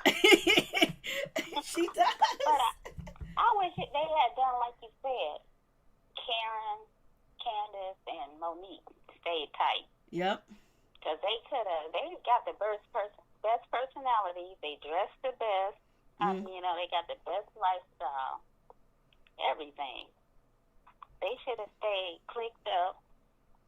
And, I mean, Giselle knows power in the numbers. So she pulled Candice away from Monique. Remember that Amistad thing? Yep.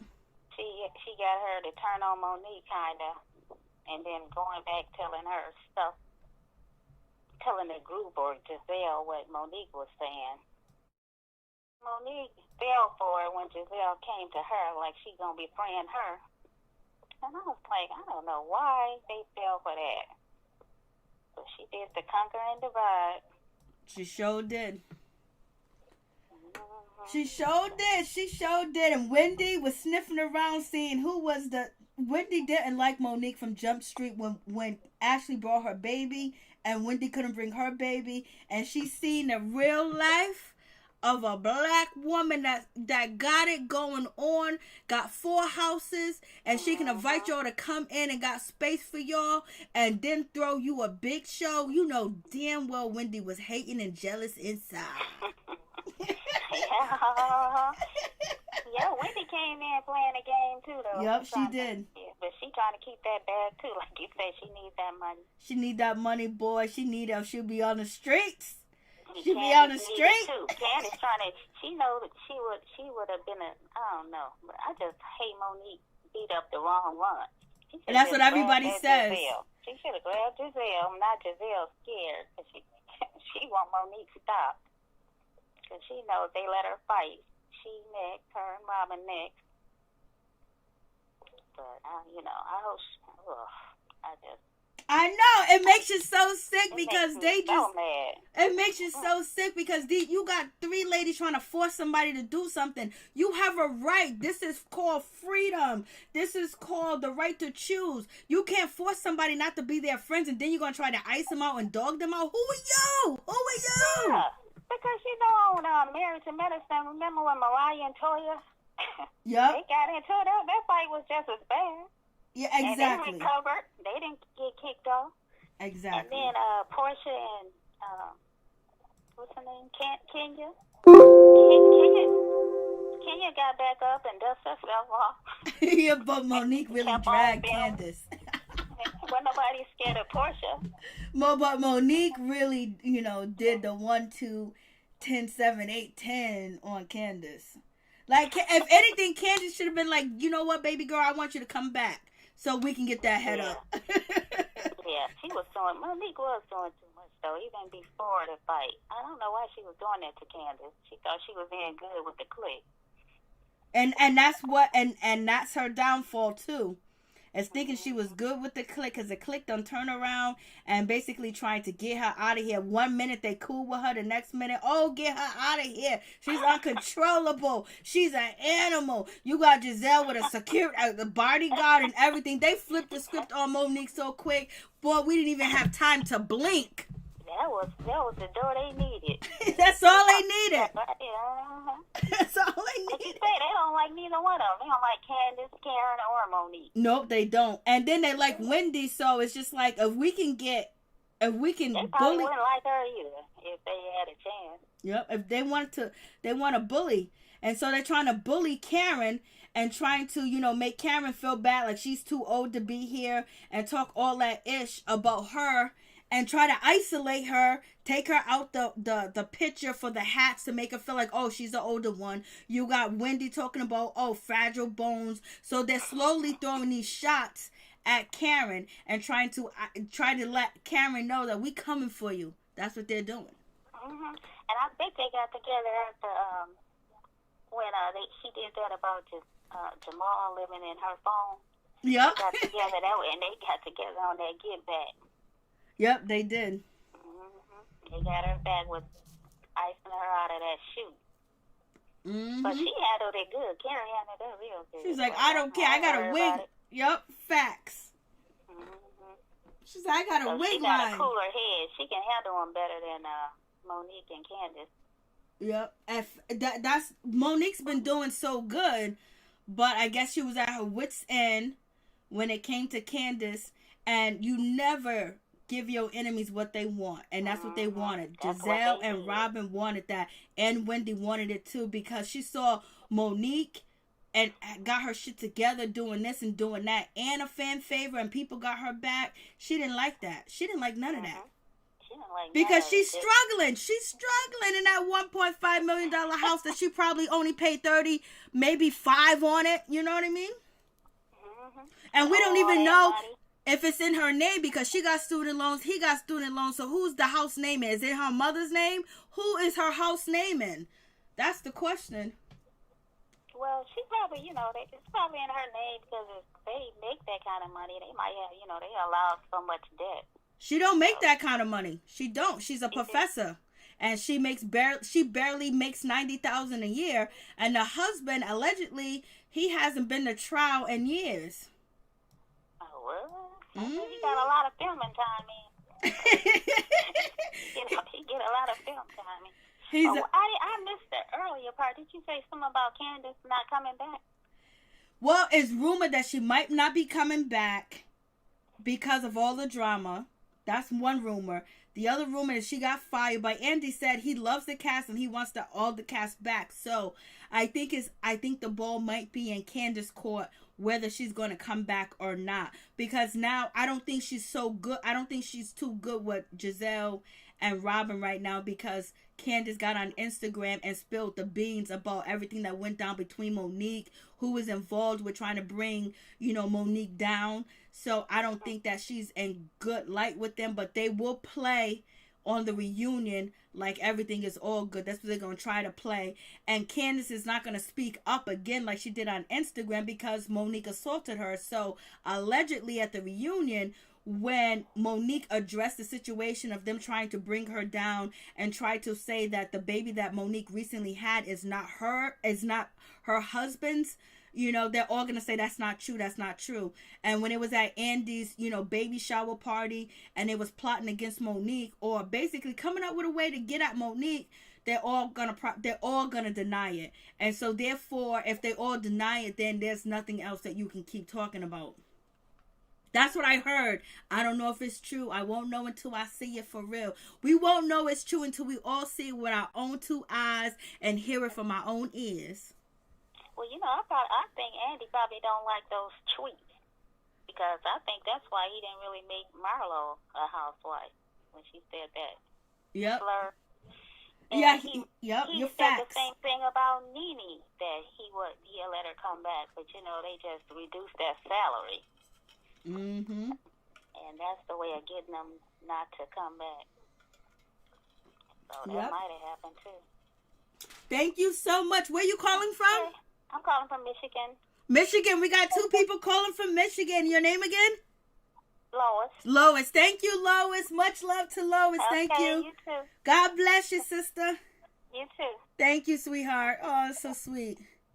God is good. 7 days a week. Pickens, Monique should be home. Oh, I get you. I get it. You have to like Monique on this channel, so I thought this was a open. No, you can say whatever you want to say, Pickens. I don't care. I ain't in no relationship with none of these women. Ain't none of these women my best friend. I'm just calling it like I see it, Pickens. That's all I'm saying. T.R. Marlo. Yes, call it T.R. Marlo. Yeah, well, Marlo said some things. And then, not only what Marlo said some things, it was the case that she has against her that, the family came out when Marlo first appeared on Real Housewives of Atlanta. And Marlo was involved in a case where a woman, was injured and then a woman departed from the earth. And so, therefore, I think that's why Marlo didn't get a peach. Hey, press 1 to send a voicemail. Please tell me your name and where you're calling from. Pat Lawrence from Memphis, Tennessee. Hey, Pat, how you doing? God bless you, and thank you so much. God bless you. You're welcome, girl. I've been trying to wait on this tonight to come on out. Had to speak my piece. I just don't even know where to begin talking about these crazy women in Potomac. I know. Go ahead, spill it. Tell what you got to say, and I appreciate your donations all the time. I really do appreciate it. Thank you. First of all, let me get started off on this chick, the Nick Giselle. Because, baby, she's the biggest mess. She keeps messed up. She's sort of like the person that pokes bear and hide the hand. And then she's doing all this dirt and backbiting. She two-faced it. And I don't see how come they don't see through it. And Karen, of course, see through it. You can't really touch Karen. She's jealous of Karen. She's jealous of Monique. I think Giselle being problem because she just jealous of women that has more than she has. Whether they look like they got more or they do have more. She don't like them. She didn't like Monique from day one when Monique busted down and told her she had 4 homes. Now, she didn't like Karen because Karen has a husband, has a big house, dressed nice. She may not have 4 degrees, but she got 4 degrees intelligence. She handles them in a nice, nasty way. Robin, she's just a poor excuse for a woman. So how you going to lose all the money for you and your husband? Income. Then you stay in the house with him after he divorced you still stay with him, and the excuse is so the boys will be around their daddy. No. Ron didn't want to go nowhere because he didn't want to have to pay child support and alimony all at the same time, being paid for another house. I can just stay with her because she's going to pay the bills. Bobby paid the bills with this housewife of the Potomac money. And that's what that's all about. Now, Giselle and Jamal, that's just a fake. Just like Karen called it when she said, he lives in the phone. Their relationship lives in the phone. I think half the time when she be talking on the phone to him, it just be her talking to herself, perpetrating like she really talking to the man.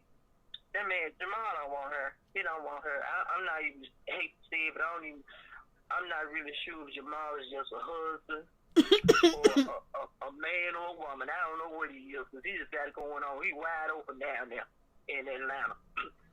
And of course, she hollered out she the first lady. Last lady,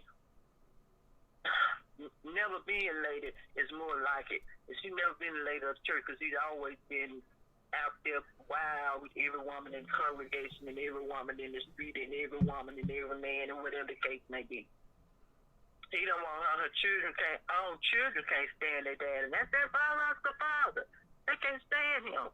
They don't have nothing to do with him. But just say, that's her storyline. She gotta have a storyline. So after this, that she done drew Monique and played on Candice, played her like she was a broke piano. Now that she done did all that, she gotta find something else to be her storyline. Next would be probably Jamal left her and they broke up and they decided they weren't gonna be there. She gonna come up with some old thing excuse like, girl, her part is just, she could just take a leave of absence for a while. Go get a life. You know, go get a life and then come back with something. She just go find her life and come back. I mean, you had the makeup line. It didn't go nowhere. You didn't even hear talk about when somebody else say they got something going. You upset. Oh, she got this last year. Next year she got this 2 things a year. I mean, more things. Why you so worried about what somebody else doing? Your makeup line didn't work, girl. Try something else. Try fashion. Oh, she can't try that. You can't try that. Go to school and learn fashion. Make clothes for clowns, anything. Cause she do better with fashion for clowns. Cause she has no eye of color. She don't know how to color coordinate things. You know, it's just like, girl, I'm gonna put this on. Pull this out the drawer. I'm gonna put this and this gonna be good with that and put that on. That child looks dressed like Homer the Clown. She do. Sometimes she do like Mr. Brown. She does. What she got on? What she had on today was that sequin dress and the striped shirt and the hat and the red, all of different colors. She was dressed just like Mr. Brown was, and thought she was clean and Clorox. I know. And poor Wendy, she needs to really get somewhere and sit down too, because Wendy, every now and then she do all right dress. But that dry wig, dry girl, come on now. It's supposed to be, I guess it's supposed to be wetty, wavy, or crinkly. Spray some oil on it or do something. It's shedding. It's shedding in the back. That's the wig she had on since she started this season. The same wig. The wig is shedding in the back. Because she got it at the flea market out of that bucket where they had that big barrel with all just the hair that people throw away. Yeah. When we just still want to throw it away and got dust. You take that home and wash it and maybe put a little conditioner on it and it'll work for you. That's what it looks like. It looks terrible. When you got the barrel. Oh my goodness. Giselle, I know, it's like, come on, baby, you don't got hair like that. Put your perm on your hair. Or get a wig that cover your whole head. But don't do that. Pull your hair back, put your rubber band, and put a wig, a ponytail around it that's not your hair. It is not even the same color as your hair. She looks a fool by the head. I know. That's be on TV talking about she the first lady. She don't act first lady. She don't look first lady. She don't live in a first lady house. That house she live in, girl, bye. Yep. What that It is. Look like it used to be a horse stable or something. Down in the ground, then it's all white. Why she didn't paint it another color? So, Giselle's whole problem is jealousy. She hates any woman that has a husband or has some money or has some kind of style. Come to her like that, you're going to be her enemy. And when they going to get her, her day coming. Her day coming. She already got low self-esteem.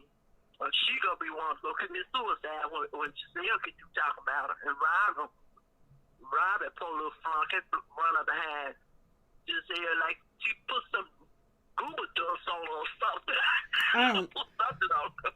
Well, standing next to Giselle secures her a job because Robin ain't brung nothing in a long time. No, she ain't bringing nothing. Like I said, ain't neither one of them bringing nothing. They could just take that, both of them take a lead. Robin, go on out, maybe you'll find a man that will marry you and take Giselle with you, and maybe she'll learn how to dress or find a man that will be with her and stick with her, and not just be with her and find out her poutine ain't good, because that's what she got me thinking. She can't keep no man. What brown woman? Either she's stinking, she just don't know what she's doing, or what? I don't understand. Well, you already heard Wendy. Wendy said Wendy recently did an interview and she said that she hates the way that she looked on the season. Like she hated her hair, her makeup, and the way that she looks. So I guess next season she's gonna have a stylist because they're bringing her back. I hope so. I hope she do her look girl. You could get you like y'all talk about Karen. They talk about Karen, but Karen wigs be on point. Now, at the beginning they used to look kind of crazy. Yeah, in the beginning, yep. Was good. Her wigs were good. Her style, her clothes, and everything looked good. Karen got going on. She is the grand dame. And they tried to bully her, and they've been trying to bully her and trying to make fun of her age this season, trying to get at her, and they got Wendy right in there too. But Karen did start shit with Wendy because Wendy and Karen could have been friends because they know each other, outside of it. But for some reason, Karen just didn't take to Wendy at all. She did because she knew she was the one that was throwing up those degrees. I got degrees. I got 4 degrees. I got the 4 degrees. Come on, girl. You're not the only person in the world. You're not the first person in the world to have 4 degrees. Hell, I got 4. But I'm not out. I got 4 degrees. What you doing with them? You pay for them. You still owe for them, so you can't do nothing with them. I mean, you're not doing nothing with them. And she quit her job as a professor, maybe because she wasn't making any more money. And she also might have quit because she figured, okay, I'm fixing to be a movie star. I told you, I've been saying that every time. She realized, I can live like these women. I can be a Karen. I can be a Monique. I can be a Ashley. I don't think she wants to be Giselle or anything. And let me tell you, Wendy's going to come through. And she's going to be selling all types of products. She's going to do everything because I knew once she tastes that real money, because she ain't never had no real money. Never. And you can tell. You can tell. You can tell she never had it. She's not used to nothing. She just whatever looks good to her. Right now, Giselle and Robin looking like a shining new dollar. When I see they running the show, so I'm going to stick with them. Exactly. She should have stuck with Monique and Karen. That's what she should have stuck with. Maybe she could have got introduced to somebody that could help her out and take her to the next level. But girl, you went all the way down to the bottom of a barrel, huh? And that's where you gonna stay, right down at the bottom. Cause when everybody run out for Giselle to pick on and she ain't gonna get nowhere with them, she gonna go to Wendy and she gonna dog her out. So she gonna dog her. What do your husband do? Well, how many cases have it? What's to see next season? Don't they come back up and she be messing with Wendy? Well, when did they come and she just looks so lost? Just there and she looking lost like she just waiting on. Oh, can I get a break? Can I get some camera time? Can I say something? What can I chime in on? And then she chime in when she don't need to. She didn't even shut up tonight talking about Ashley and Candice and their situation. Okay, well, you're going to talk about Ashley and Candice. Why you didn't say something about when Candice had that sharp knife in her hand when she was talking to Monique, and she put it down and she picked it back up, and Wendy was bagging out back off the knife, looking at the knife like, ooh, you got a knife in your hand. But now it's bad for Candice to say, for Ashley to say, I wrote a statement because she pulled the knife on me. She known for pulling a knife. She pulled one on Candice, she pulled one on Monique, but ain't nobody saying nothing about that. If you look at it again, you'll see she got that knife in her hand. Then she put it down. She put it back up, wearing the bag and all back, looking at the knife all big eye. I don't blame her. I would have wrote it too. And I don't blame Monique. I would have, honey, go on. She just needs to grow up. But who is not going to defend herself? They act like Monique is doing something wrong because she's defending herself. I can't even think of this guy's name. Young kid. He just got released from jail. For one of the riots that was going on. He ended up departing somebody from this earth, young Caucasian guy, and then he was out here beating up people when the riots was going on, and he just got released. He defended himself. Would they think Monique don't supposed to defend herself? Yeah, you gotta defend yourself. I would, and the girl was pushing her. Like I said, if she had pulled that knife up on me, I would have drug across that table too. Hey, you gonna hold a knife? I'm gonna drag you right over here on top of it. How about that? But yeah, I think during the reunion they gonna show where Giselle pushed her. Giselle was in it. She pulled. She actually was behind Candice and she pulled Monique's jacket. She pulled it. She was pulling on her.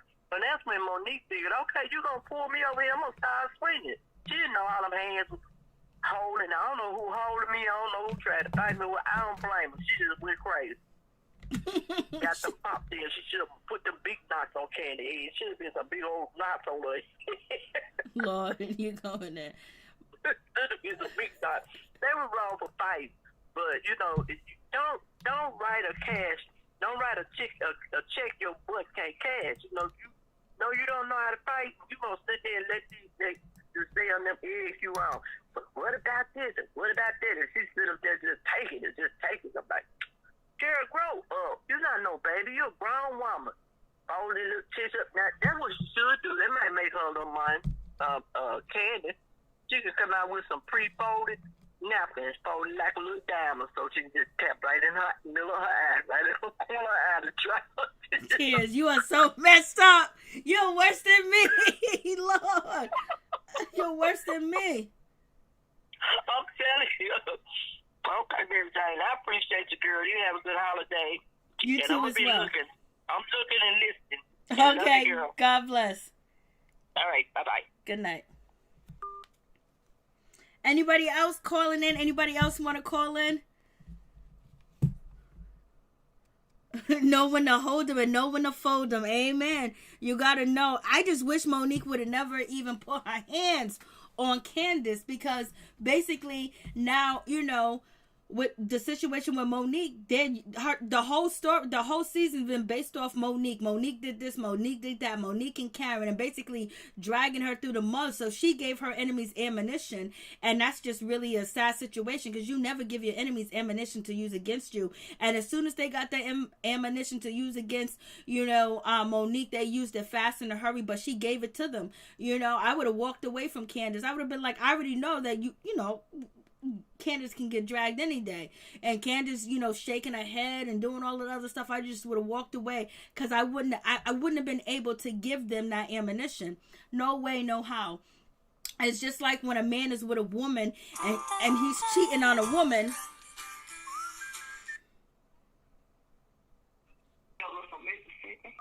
Hey, what's up? What's going on? Felicia Butler from Mississippi. How you doing? Hey, I'm doing fine, and yourself? I'm hanging in there. Me too. Ooh, this episode had made me so mad tonight. You sound like me. I want to reach out and touch Wendy so bad, and Giselle, trying to make them feel like they have to pick a side. They don't have to pick a side for nobody. No, they don't. grown women. Mm-hmm. And when Ashley was talking to Candice, she should have pulled her to the side. Why she had to do the front of the group? Because, you know, Wendy, she always got to insert herself in something. Well, I'm going to call her number 2 pencil. That's her name for me from now on. Because she's shaped like a number 2 pencil. Why, that's a snake stuff. How that's a snake stuff? If Candice, Giselle, and Robert wrote a statement by Monique, they did the same thing. Because they are missing like this. Why didn't Candice ask them to write a statement for her? I guess she was playing chess, not checkers. She was playing checkers, not chess. Mm-hmm. What made? Go ahead. What made me so mad? They try to put it all on Karen and Ash, like you can't be friends with Monique. They could be friends with whomever who they want to. Exactly. That's what they tried to do. Oh, since, you know, Candice started crying, and I understand Candice, and Candice might have anxiety and everything, because when something like that happens to you, it is traumatic. You can get PTSD. I totally understand that. But just because that happened to you doesn't mean the people around you have to change. Doesn't mean that Karen has to pick a side. She was trying to be in the middle. She was trying to be both of your friends, but now you got Candice being questioned by Giselle, being questioned by Wendy. Oh, what do you think about Karen? And basically, they don't care about what happened to Candice. They just want Monique to be iced out and the roles reversed. where Monique at first wanted to ice out Candice at the Sip and See that was at Ashley's party, but it reversed because Monique thought that, you know, maybe things are cool between us, and it never was. They was waiting for her to slip up. And even Candice said, and Candice was really upset that she was jumping being their friends. So it was like, to me, it felt like they were running to Giselle and Robin to get the numbers on their side to ice somebody out. But Monique did something that they can actually ice her out for. Yep, I agree with you on that. But at the same time, Giselle, she know what she doing. She out there playing test because she don't have nothing going on. Nothing. And then the preview on the next episode, why are you telling your kids about adult situations? Let a child be in a child place. That show you right there you don't have no friends in real life. Mm-hmm. And then the daughter, the kids don't even want Jamal to come and stay with them for a week.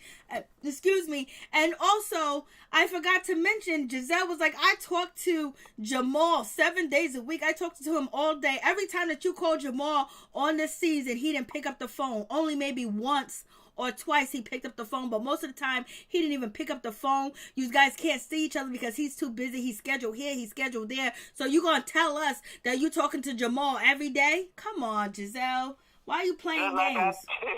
That's like I tell folks when folks be lying. The lies you tell. Yep, the lies you tell. And that's exactly what happened. And then Robin, why Robin always trying to age shame Karen? You look older than Karen. And you 41 years old. You look like you 51 years old. And Karen look younger than you. You look like you been through some things in your life. That I know. And then what that outfit she had on, I don't know if she was riding in the 18-wheel or a motorcycle. Lord have mercy, the fashion. It was a shame. It was a shame. She had on a solid gold dress, silk. I don't think it was silk, but a solid gold dress, white sneakers, a striped shirt, a red pocketbook, and a fedora hat on. And none of it looked good. And she had on white sneakers. She had on white Reebok sneakers. White Reebok sneakers, baby. She was doing it. Even though I was raised in the 90s, you would give me messed up 90s fashion. Yep. That's messed up 90s fashion. That what she had on didn't even look right. She looked like I can't even tell you how awful she looked. She looked like she was a part of a Maserati band. She looked like she was going to a Mexican Sweet 16. Then she looked like she was going. I don't know what the fuck she had.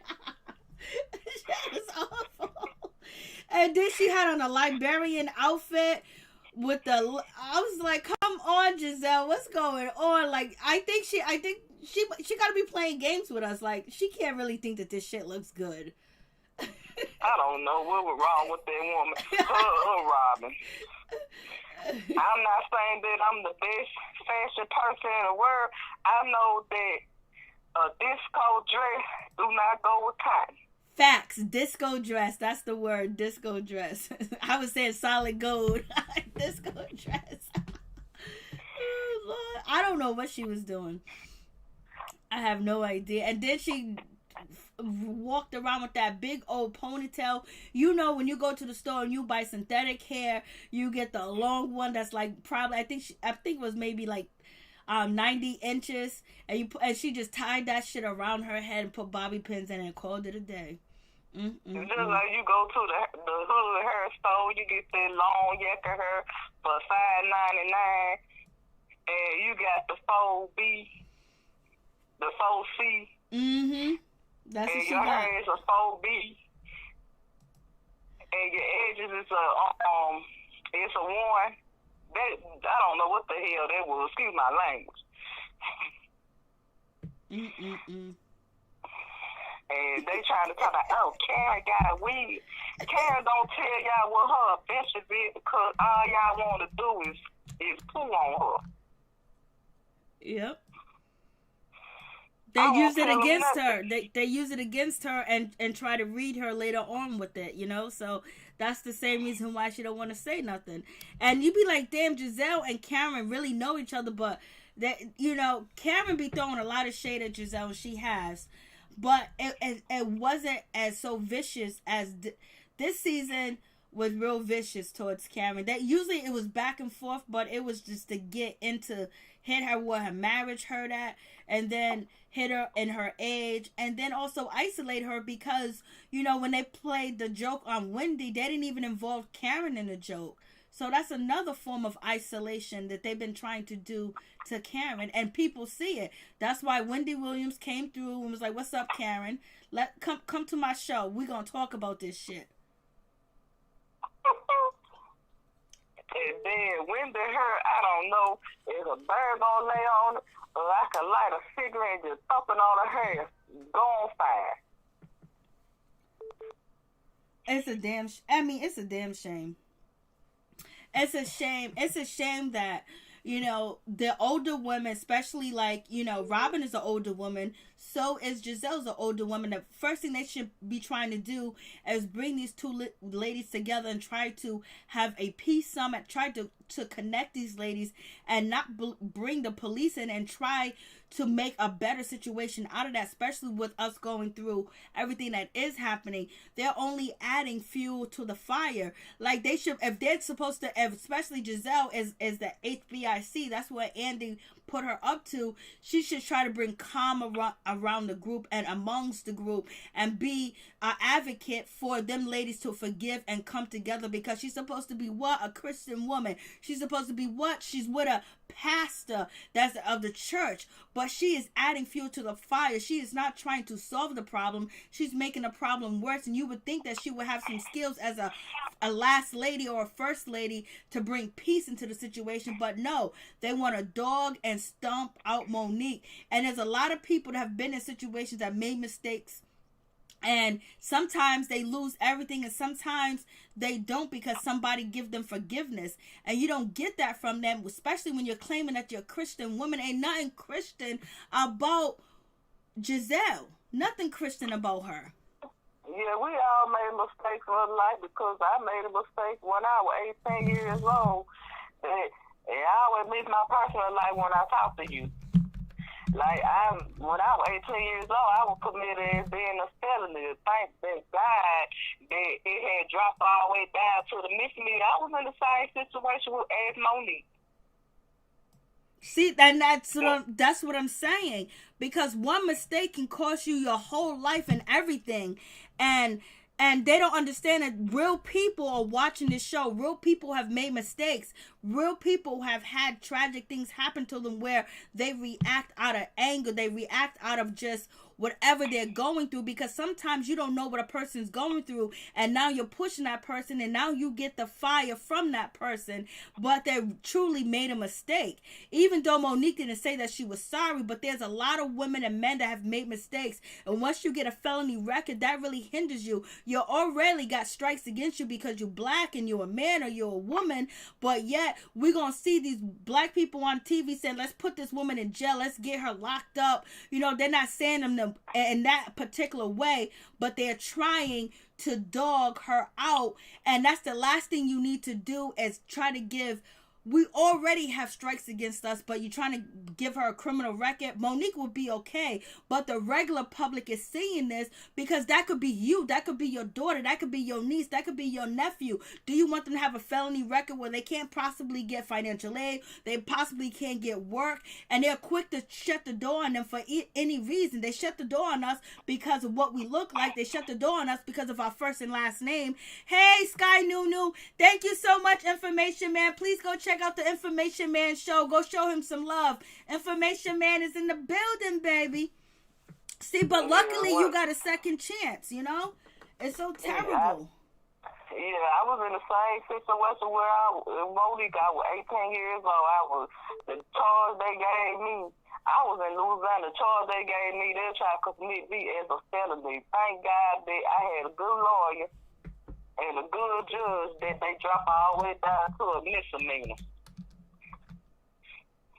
Because people that don't look like us, they get into altercations, the same type of altercations that we get into, and they get, they get a slap on the wrist, or they don't even get any time. They get 40 hours, 48 hours of community service, but when it comes to us, they want to throw the book. And this could have been a teachable moment for everybody, where Monique could have lost everything, but she wouldn't have, because she already has money. But what if it was somebody that didn't have the money? Then their whole life is destroyed. And this happens to so many different people, our people. And then you have Wendy's husband as a lawyer. They could have brought him in and said, Monique, this could be what could happen to you. But also, this is what happened to women just like you that lose their temper, or they're at their pushing point, and this could happen to them. You get a felony record, can't get a job, can't do this, can't do that. You lose everything. You lose your job. You lose your house. You lose everything that you built, because now you're behind bars and nobody to take care of it. So we got to find a better way. They could have made this really a real teachable moment. Wendy could have really been a real professor and a real teacher, and Giselle could have really been a pastor wife and a real woman of God by handling the situation. I thought we're supposed to forgive. I thought that's what the religion is about. But none of them. They're ready to throw the book, lock her up. That means they're ready to throw the book and lock anybody up that look like us, quick, fast, in a hurry. So that's why we don't rock with you, and that's why Candice is not getting the love that she should be getting.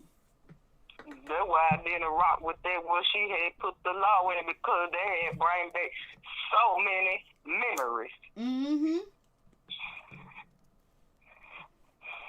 So such a terrible situation.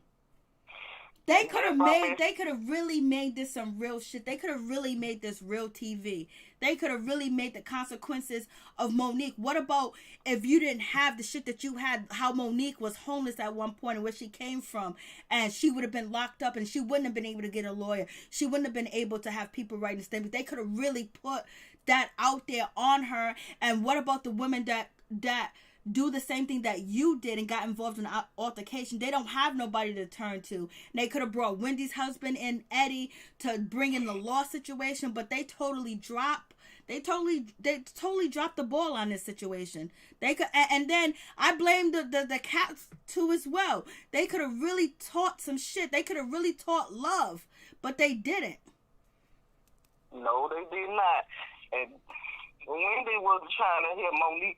Wendy, the only thing she just wanted is to clap. Exactly. And what else I was about to say? Why Candice had flipped her boob out and showed her, trying to take a picture for her husband? You should have did that in the hotel room.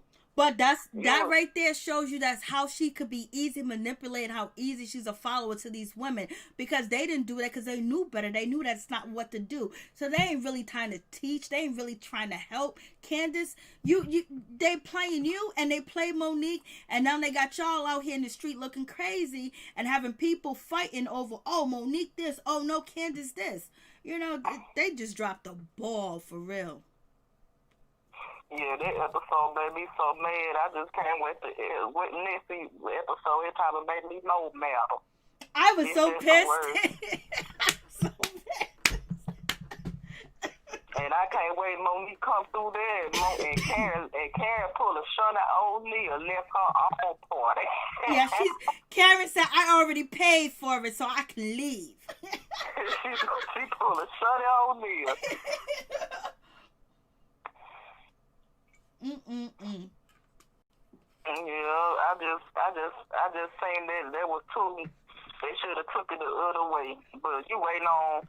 You should have. If they were really your friend, you should have reached out to her and told her that was wrong. Why we had to take it through that level? Nah, you want to bring all the justice system in our business. We brown skinned girls and brown skinned men. The justice system do not like us. They use that 13 members on us so hard. Exactly. They throw the book at us as soon as they see us. Unless we got money. And sometimes that don't even work. Money, they talk about money. All the money in the world, they come to us. They don't care if we black.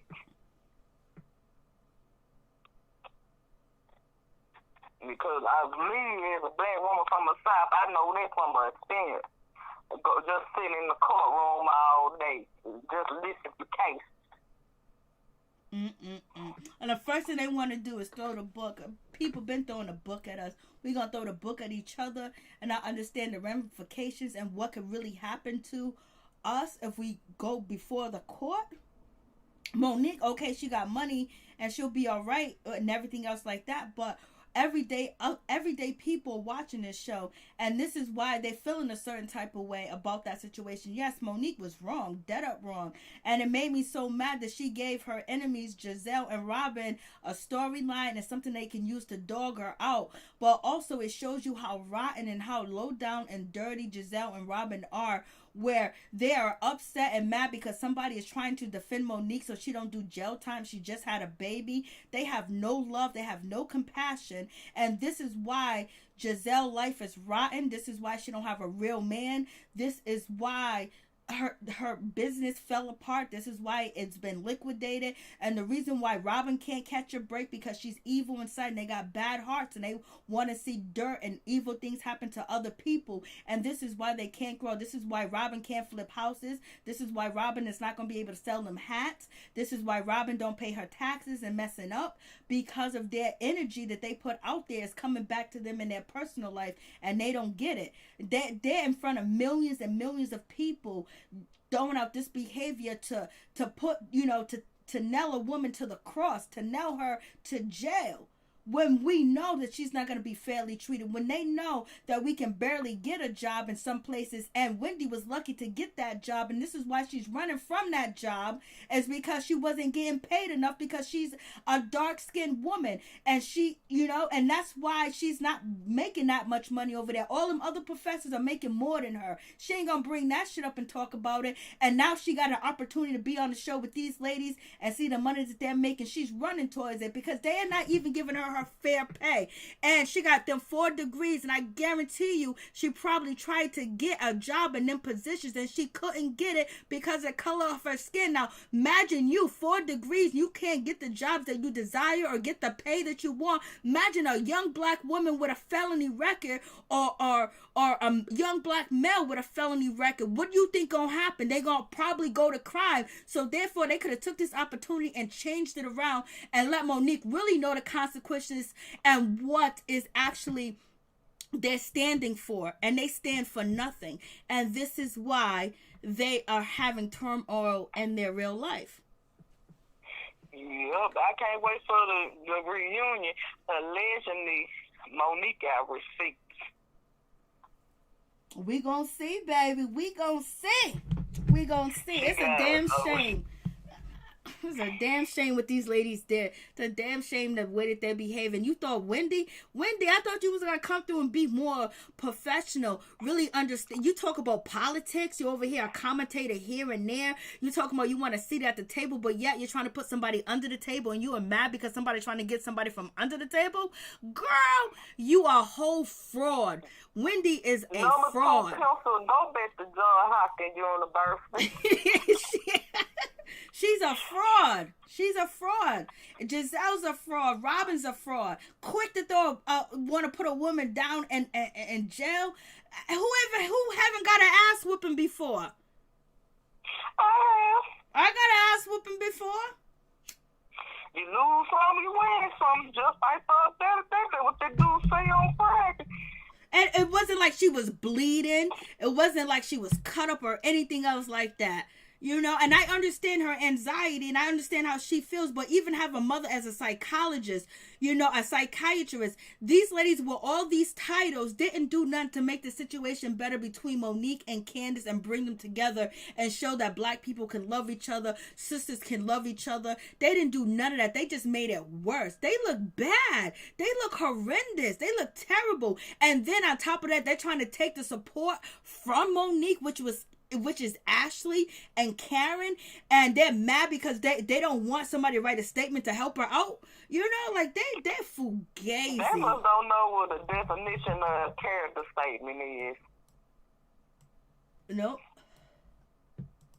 Because all she did was tell the truth of what happened in her situation. What happened? And Robin could, if Candace was smart, she could have asked Robin wrote a terrorist statement when Monique had took her with the umbrella. You too much, girl. I was just saying. Lord have mercy, help me, Jesus. Lord help me, Jesus. I'm just saying, she's getting mad. She ain't using her brain. It's a damn shame. It is a shame, for real, for real. But thank you, Felicia Butler. I appreciate you, and thank you for calling. Happy holidays to you and your family. Happy holidays to you too. Thank you.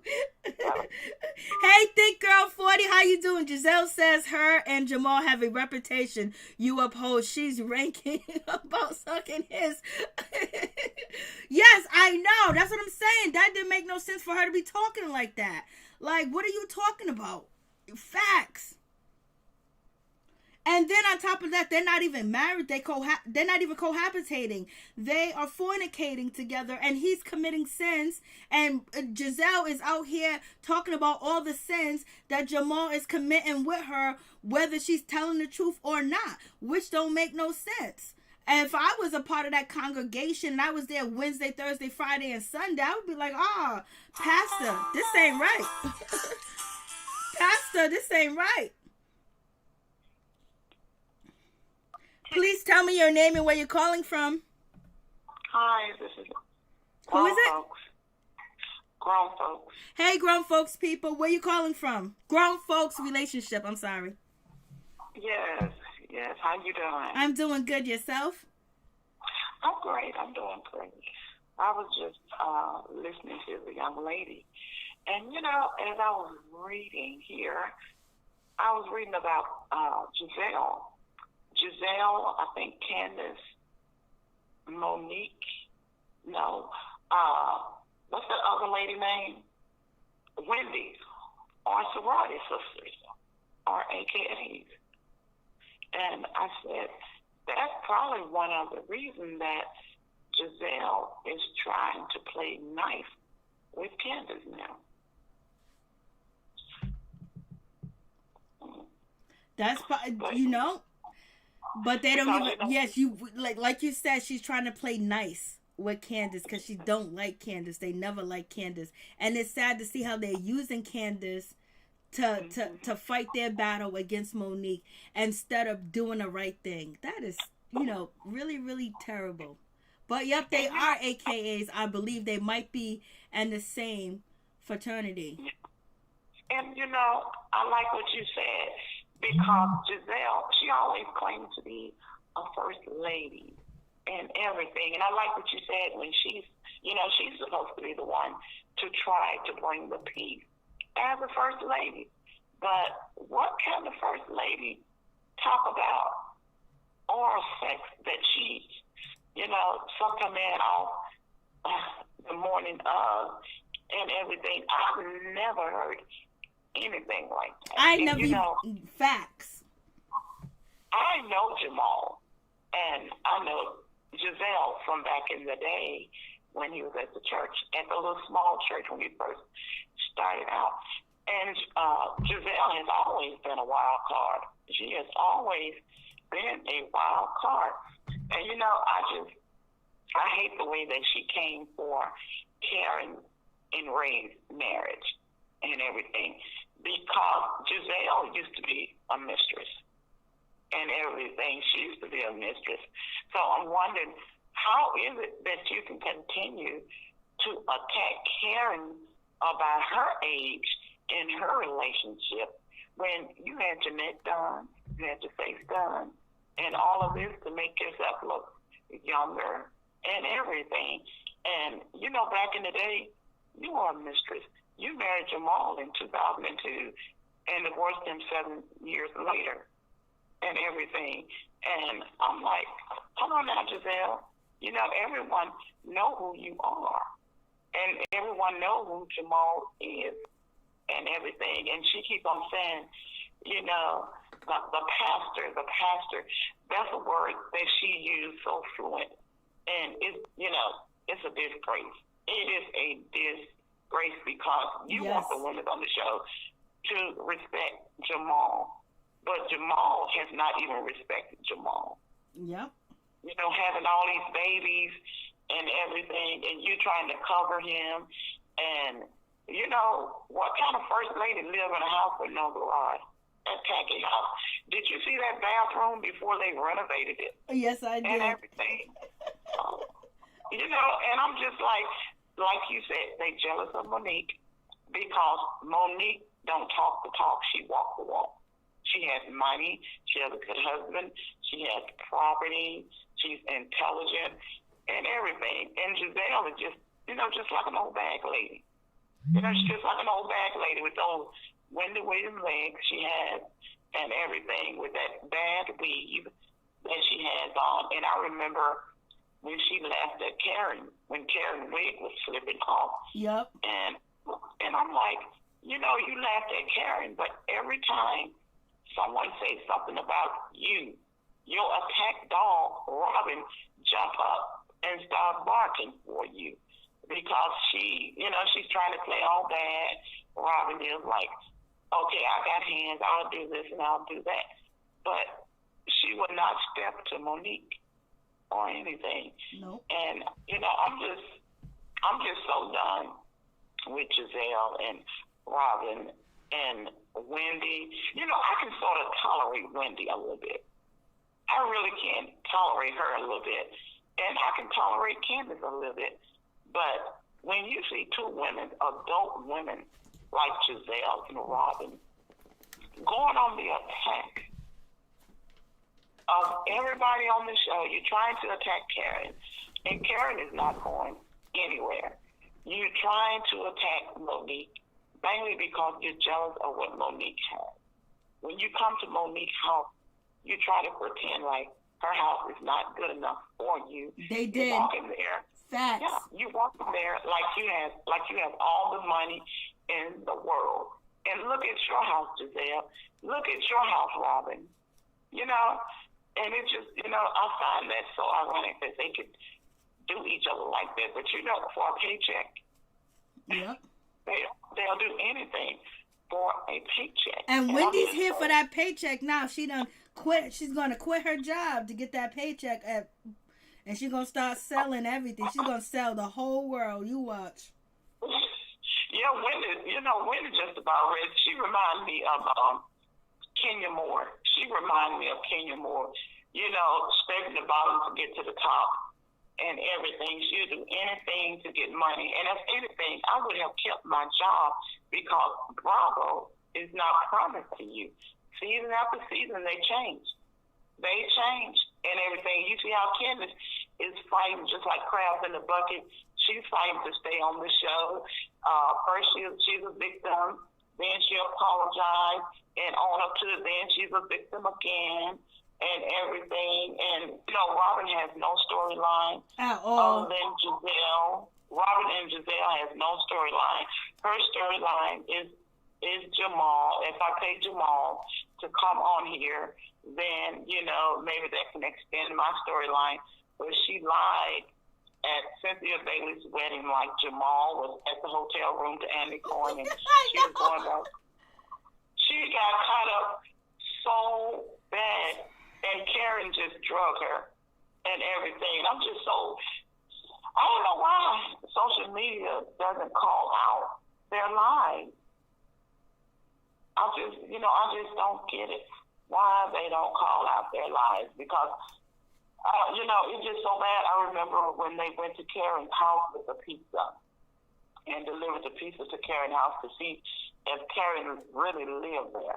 But you're only contradicting yourself because the same stunt that you put on Karen, trying to prove that whether she was still in her house, Karen exposed you to show that Jamal was not really there for you.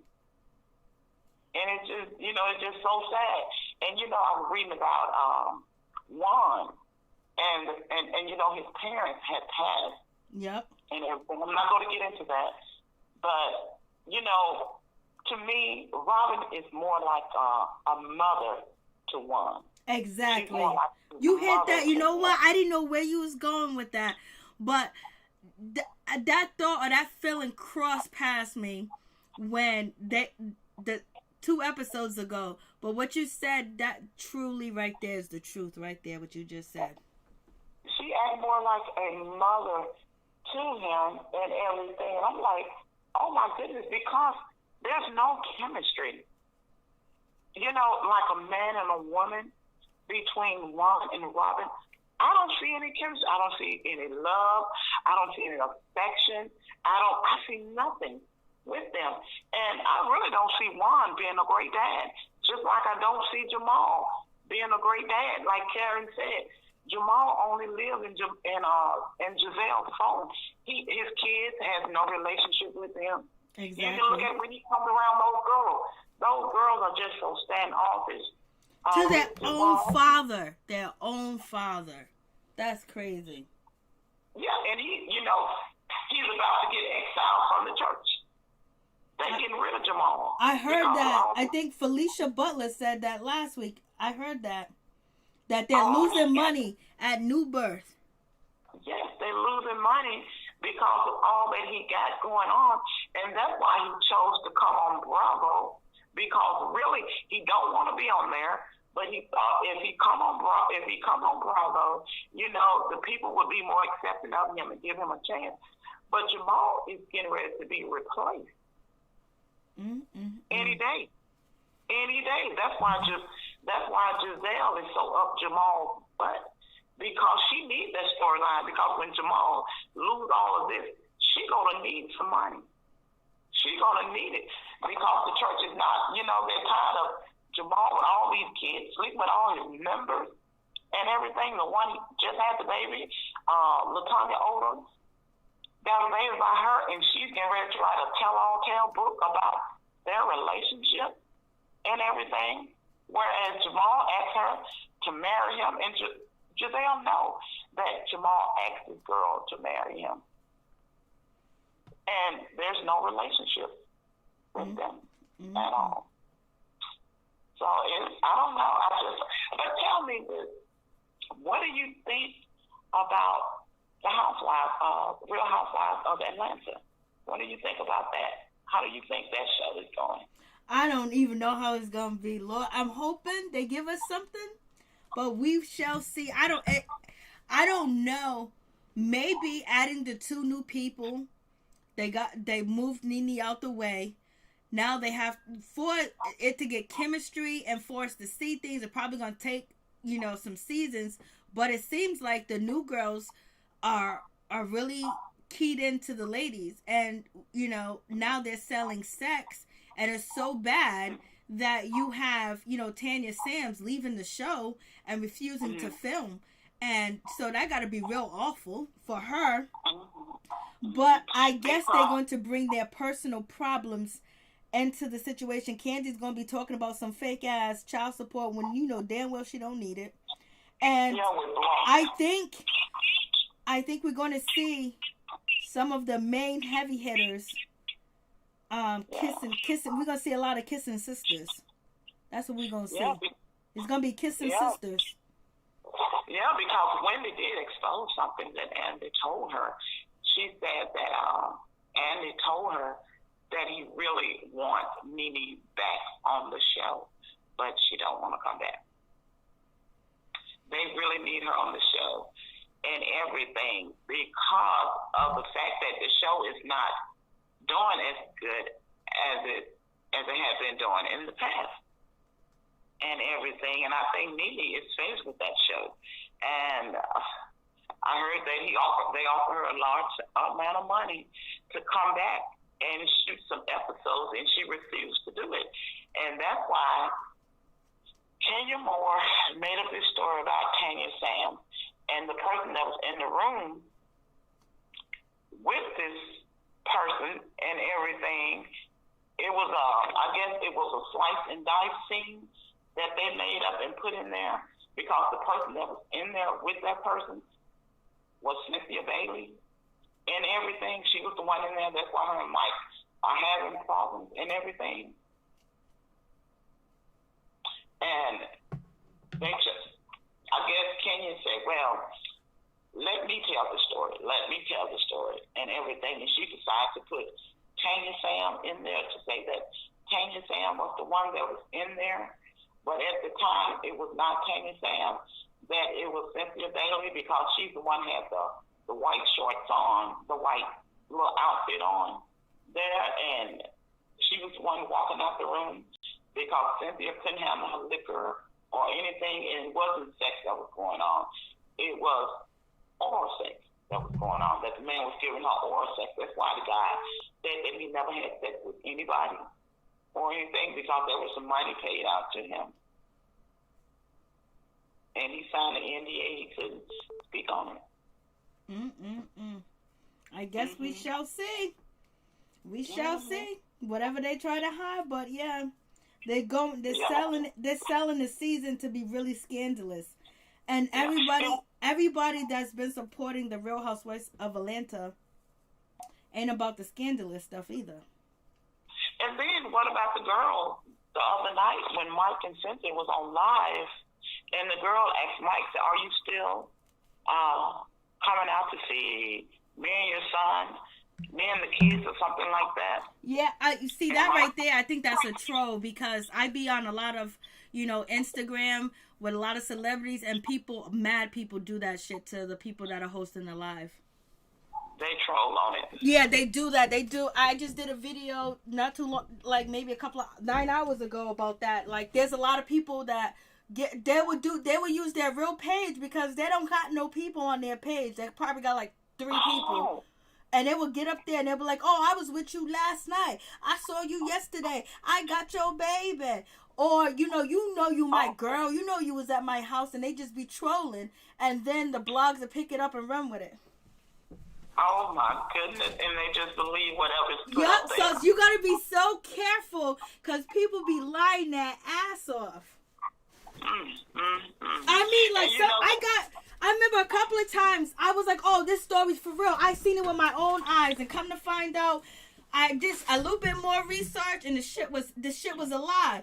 Just like they just lied and said Quavo was cheating on Sweetie, and that never happened. Like, people, and then a big blogger made up that rumor. People will make up anything sometimes. And then, I'm trying to figure out what is going on with Claudia and with all the stuff that she's doing, because she seems to be now so pro-black, fighting to advocate black people and everything, with all the mess that she has said about African American people. How can you be fighting for injustice and calling black people all these different names when you were calling us out our name yourself? Money talks. It's all about money. The more you stay relevant, people jump on different causes, and that cause that they might jump on might garner them attention and garner them money too as well. At the same time, and sometimes people say shit in the past that they said and they regret it, but you still said it, so people think that you still mean it. But there's a lot of people that don't know what you said, so therefore they're like, "Okay, I'm rocking with you." And at this time now, a lot of people from all different races are selling racism as a issue to have people follow them, donate to them, and everything. It's a game. It's a hustle game. It's a hustle. They're hustling. And it's so sad that they use us like that, because one girl on Claudia's page was saying, "Oh, thank you for being here for us." And I'm like, "Thank you." We need to just be real. We need to be real and mean what we say and say what we mean.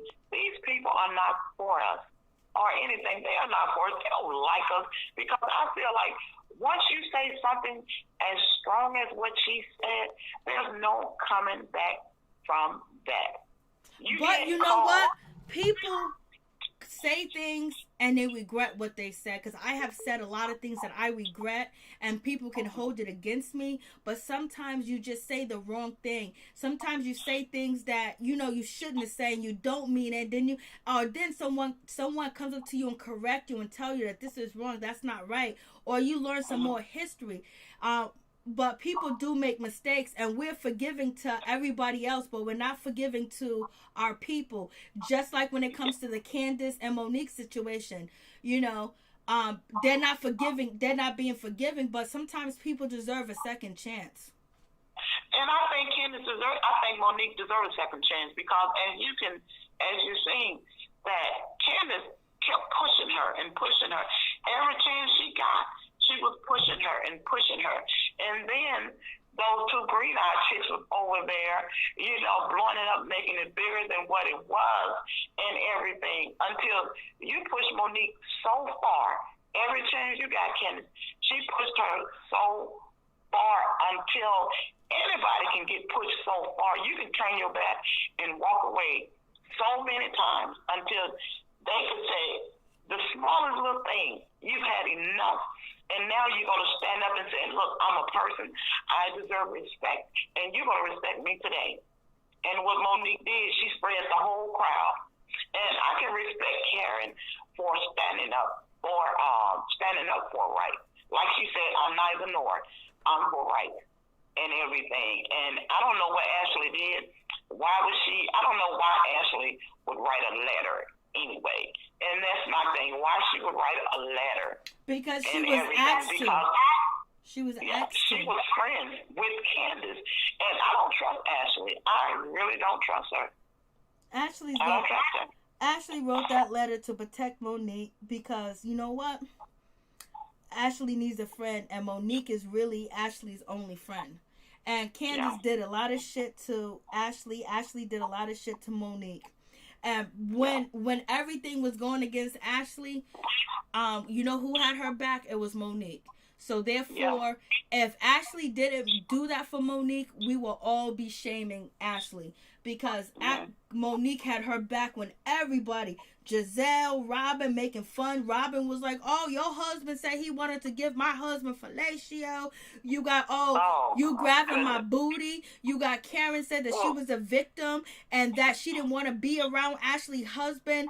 Giselle was eating popcorn, watching the interview where Ashley and Michael, everybody was against her ass. And only person that had her back was Monique. And therefore, that's why she wrote that letter with no problem. But you know what? I think it's going to come to an end because Giselle is trying to get Candice to tell what Monique said about Ashley when they were all friends. Because I think at this point, Ashley don't care what Monique said about her because what mattered the most is Monique had her back when she was down and out. Yeah. But Ashley was just like she was just like Giselle. She was just like Robin. She was in everybody's business. She was down in Monique. She was down in everybody. And I don't trust. You know what? I'm going to say this. I can't trust a woman that covers for a man that he's out here doing the thing that Michael is doing. Understand that? I can't trust that. I cannot trust that. Because if you lie like that for your husband, and I know it's supposed to be in our husband's corner, but I could not be in a man's corner that's doing all of that. And then having sex with this man unprotected and having babies. And he's out here doing all of this stuff. And then he put his hand on another man. And you pretend like, nothing happened. And I think Monique really know what happened with that. And I think Monique really has that on camera. So look, you just answered your own question. You see, I think Monique really has that on camera about her husband doing whatever. I think that too. I thought that a long time ago when it first happened. So therefore, if Monique had her back like that when Bravo and the police wanted the coverage to see her cameras, she said my cameras is not working. Why wouldn't Ashley write a statement for Monique? Yeah, that's true. That's true. Because she owed it to her. It's just like one hand wash the other. You got me. You had my back. I had your back, which is so true. And I'm just, Giselle and Robin would have turned her in. They would have turned her in. Yeah, because Giselle said she saw it. I saw when Michael touched that. Giselle sees everything. She didn't see anything. You see everything that somebody else's husband is doing, but your eyes is closed to what Jamal is doing. Amen. You won't even speak on that and everything. And they really need think Karen is speaking out more. That's Karen. Karen is doing that. Tell your business, Giselle. Yeah. Karen is going to, because like Karen said, if a man loves you, I just want the best for you, Giselle. He should have you on his arm. He should show us that he's proud of you. But instead, you sitting at the table eating and everything, talking on the phone. Jamal, what was the reason for you to call Jamal in mid-conversation with Karen, when Karen is sitting there talking to you about how this man's supposed to love you? Then all of a sudden, this Jamal did not call because we did not hear that phone ring. You called, you put Jamal on there and everything. And as you can remember, she put Jamal on that phone and she lied and said Jamal was calling her. Giselle is a liar. And so is Robin. Yep. I don't know what they have on each other. Like what you said, they're sorority sisters. I think that's I'm gonna look into that. If they're sorority sisters, they gotta have each other's back. Let me tell you, sorority sisters, you don't go against the grain, and also you in a fraternity, you don't go against the grain. You got their back. This is for life. Yeah, that's true, because it's Giselle, it's Candice, and Wendy. They are sorority sisters, and I think Monique is in there too. But I know that it's Giselle, it's Candice, and Wendy. So they don't have Wendy back. Yeah. They made a big deuces of Wendy when they were laughing at her the way she came slithering down those stairs, and Wendy couldn't do anything but laugh. I know. Well, thank you so much. Did you see this? I'm gonna go. But did you see the shade that Robin was throwing, that she was throwing toward Karen?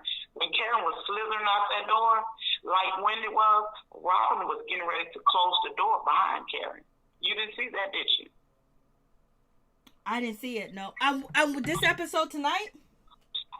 No. That's when they was at the table talking about the hat, what is that, bedazzled hat that Robin had. And when Karen was walking out the door, slithering like Wendy came down those stairs, Robin put her hand on the door, and she was getting ready to close the door behind Karen. But Giselle was walking too close to her, and Ashley was to close the door. She was getting ready to close the door behind Karen. Just look at it, and you'll see it. That's some dirty shit. That's some dirty.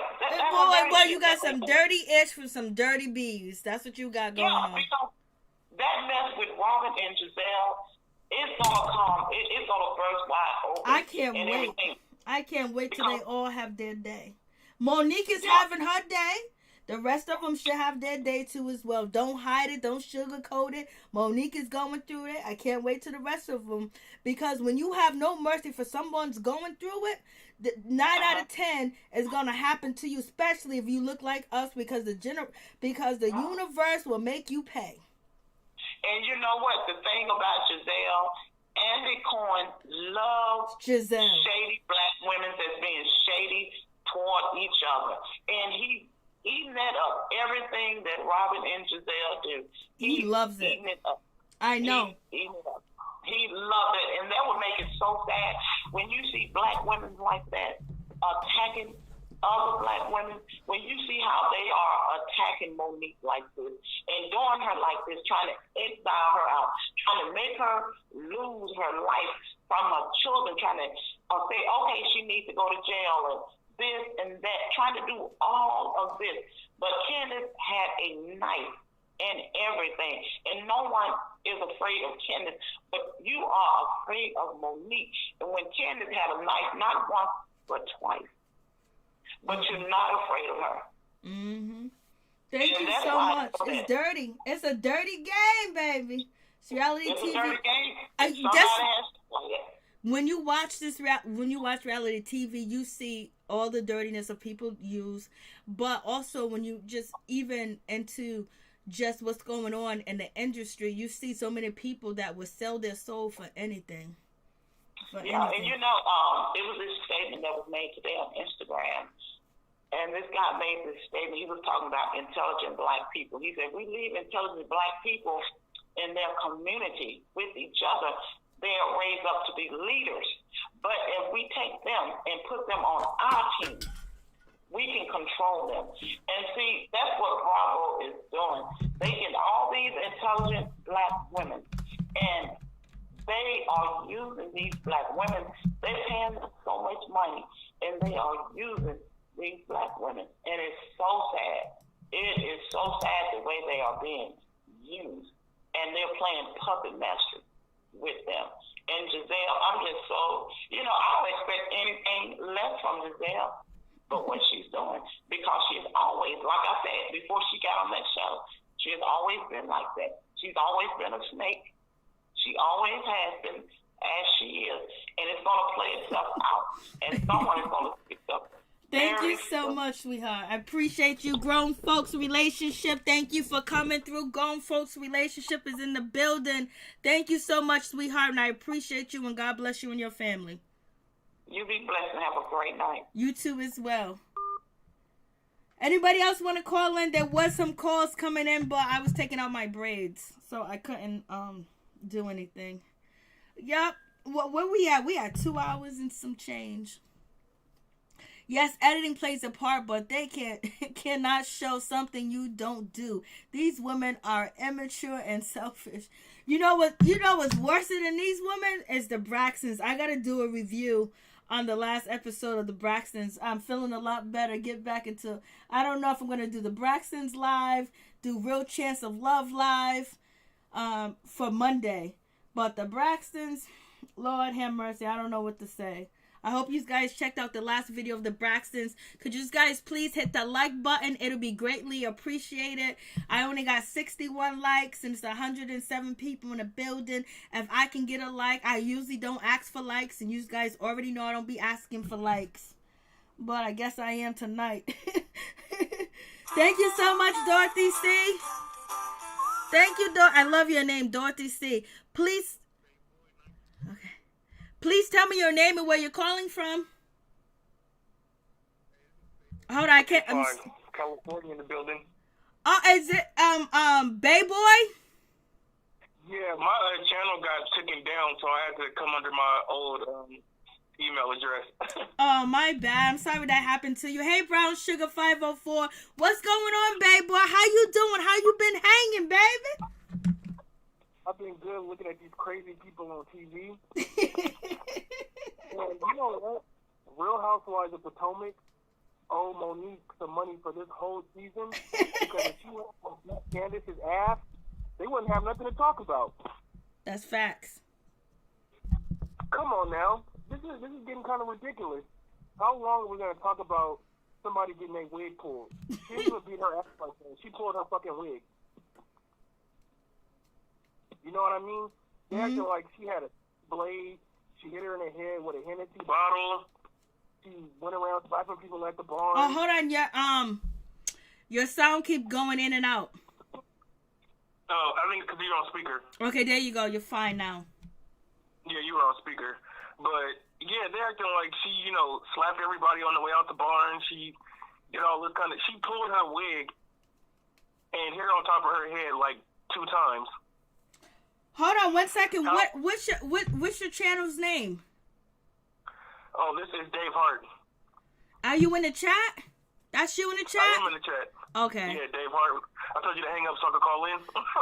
I was taking out my hair. I was taking out my braids. So I didn't see it. but no, I feel like this is completely ridiculous. And the way the other ladies on the show are trying to vilify Monique and Karen, it's like, how far are they gonna go with this? Okay, 1 second. You remember when you first came to the chat, to my channel, you was like, you wasn't feeling what Monique did at all, and you wasn't really here for what happened to Monique, what Monique did to Candice. But you know what changed your mind is what Robin, Giselle, and Candice and everything that they're trying to promote makes people change their minds. This is why Candice doesn't look like a victim, because of these people messed it up for her. They make you want to run to Monique. You know what? And I had to rectify that the other day. I still think that Monique should not have put her hands on Candice. Yes. But the punishment has to fit the crime. Exactly. Like, she didn't do as much as they're trying to make it seem like. Yeah, was she out of line? I mean, I'm not gonna lie. This was the best altercation I've seen on reality TV in a long time. Let's just be real with that. Most of the times they cut away. You don't really see what's going on. You know, they would have cut away, and when you came back, Monique's wig would have been all over her head. But they showed everything from start to finish, and they let us see what happened. And that's what I liked about what happened is, you know, they didn't pan away. We got to see the altercation. Yep. Exactly. And we seen the whole thing go down, and yeah, should it have happened? No, but it wasn't that bad. I've seen sisters, actual blood people, fight harder and worse than that, and it's like, you know what I mean? And it's like, we could get past this or whatever. She barely tapped the top of her wig 2 or 3 times with an open. She wasn't even punching her. She hit her on top of her head like 2 or 3 times with an open fist, and pulled her wig. Yeah. And she's supposed to go to jail for how many years and for how long? That just don't make no sense. I know it wasn't even like a real, you know, if you go on YouTube and you hit fight videos, you know, them are real fight videos. Yeah, what Monique, like, when this went down. Good bitches fight 2020. Like, you can see some real, where it's like, come on now. You could tell she even pulled her hair hard enough because her wig was still on her head. Anybody from the hood could have got that wig off. And it was broken up real quick, but it's the things that they are doing that's making it so terrible. Thank you so much, Mother. As making it so terrible that, you know, it's so hard to see Candice as a victim now because of all the shenanigans they're trying to put on Candice and tell Candice do this. Oh, no, you better not talk to Monique. We know people fight. They could have easily got over this fight.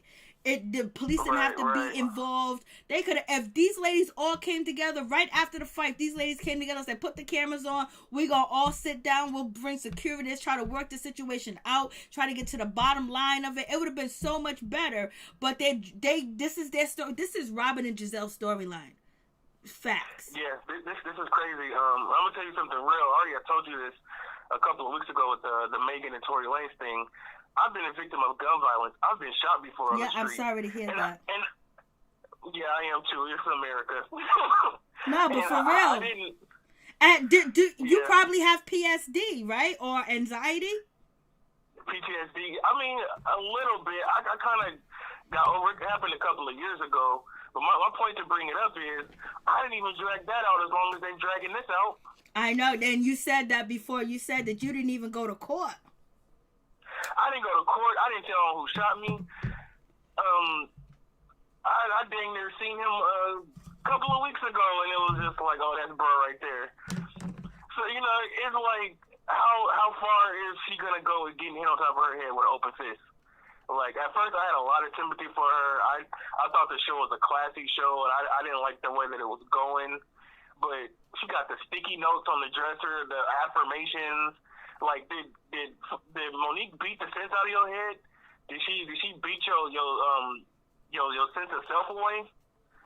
Like, why do you have to have all these sticky notes telling you all these affirmations and? Because you know she grew up differently. You know she grew up differently, and probably somebody told her to do that too as well to help with her kids. But also, she could actually be shocked, and she could have anxiety from it, especially if you have never been attacked and somebody attack you. That can hurt you. She don't got the blood that you got, and she don't got the blood that I got. We don't got a trust fund. She got a trust fund. I can see that, but I feel like this could have been dead and gone a long time ago. They wasn't gonna let this. You know how reality TV is. If one big thing happened, they carried out the whole damn season. Right, and I honestly, these past couple episodes, Wendy hasn't even got on my nerves as much as Giselle and Robin, and I was surprised.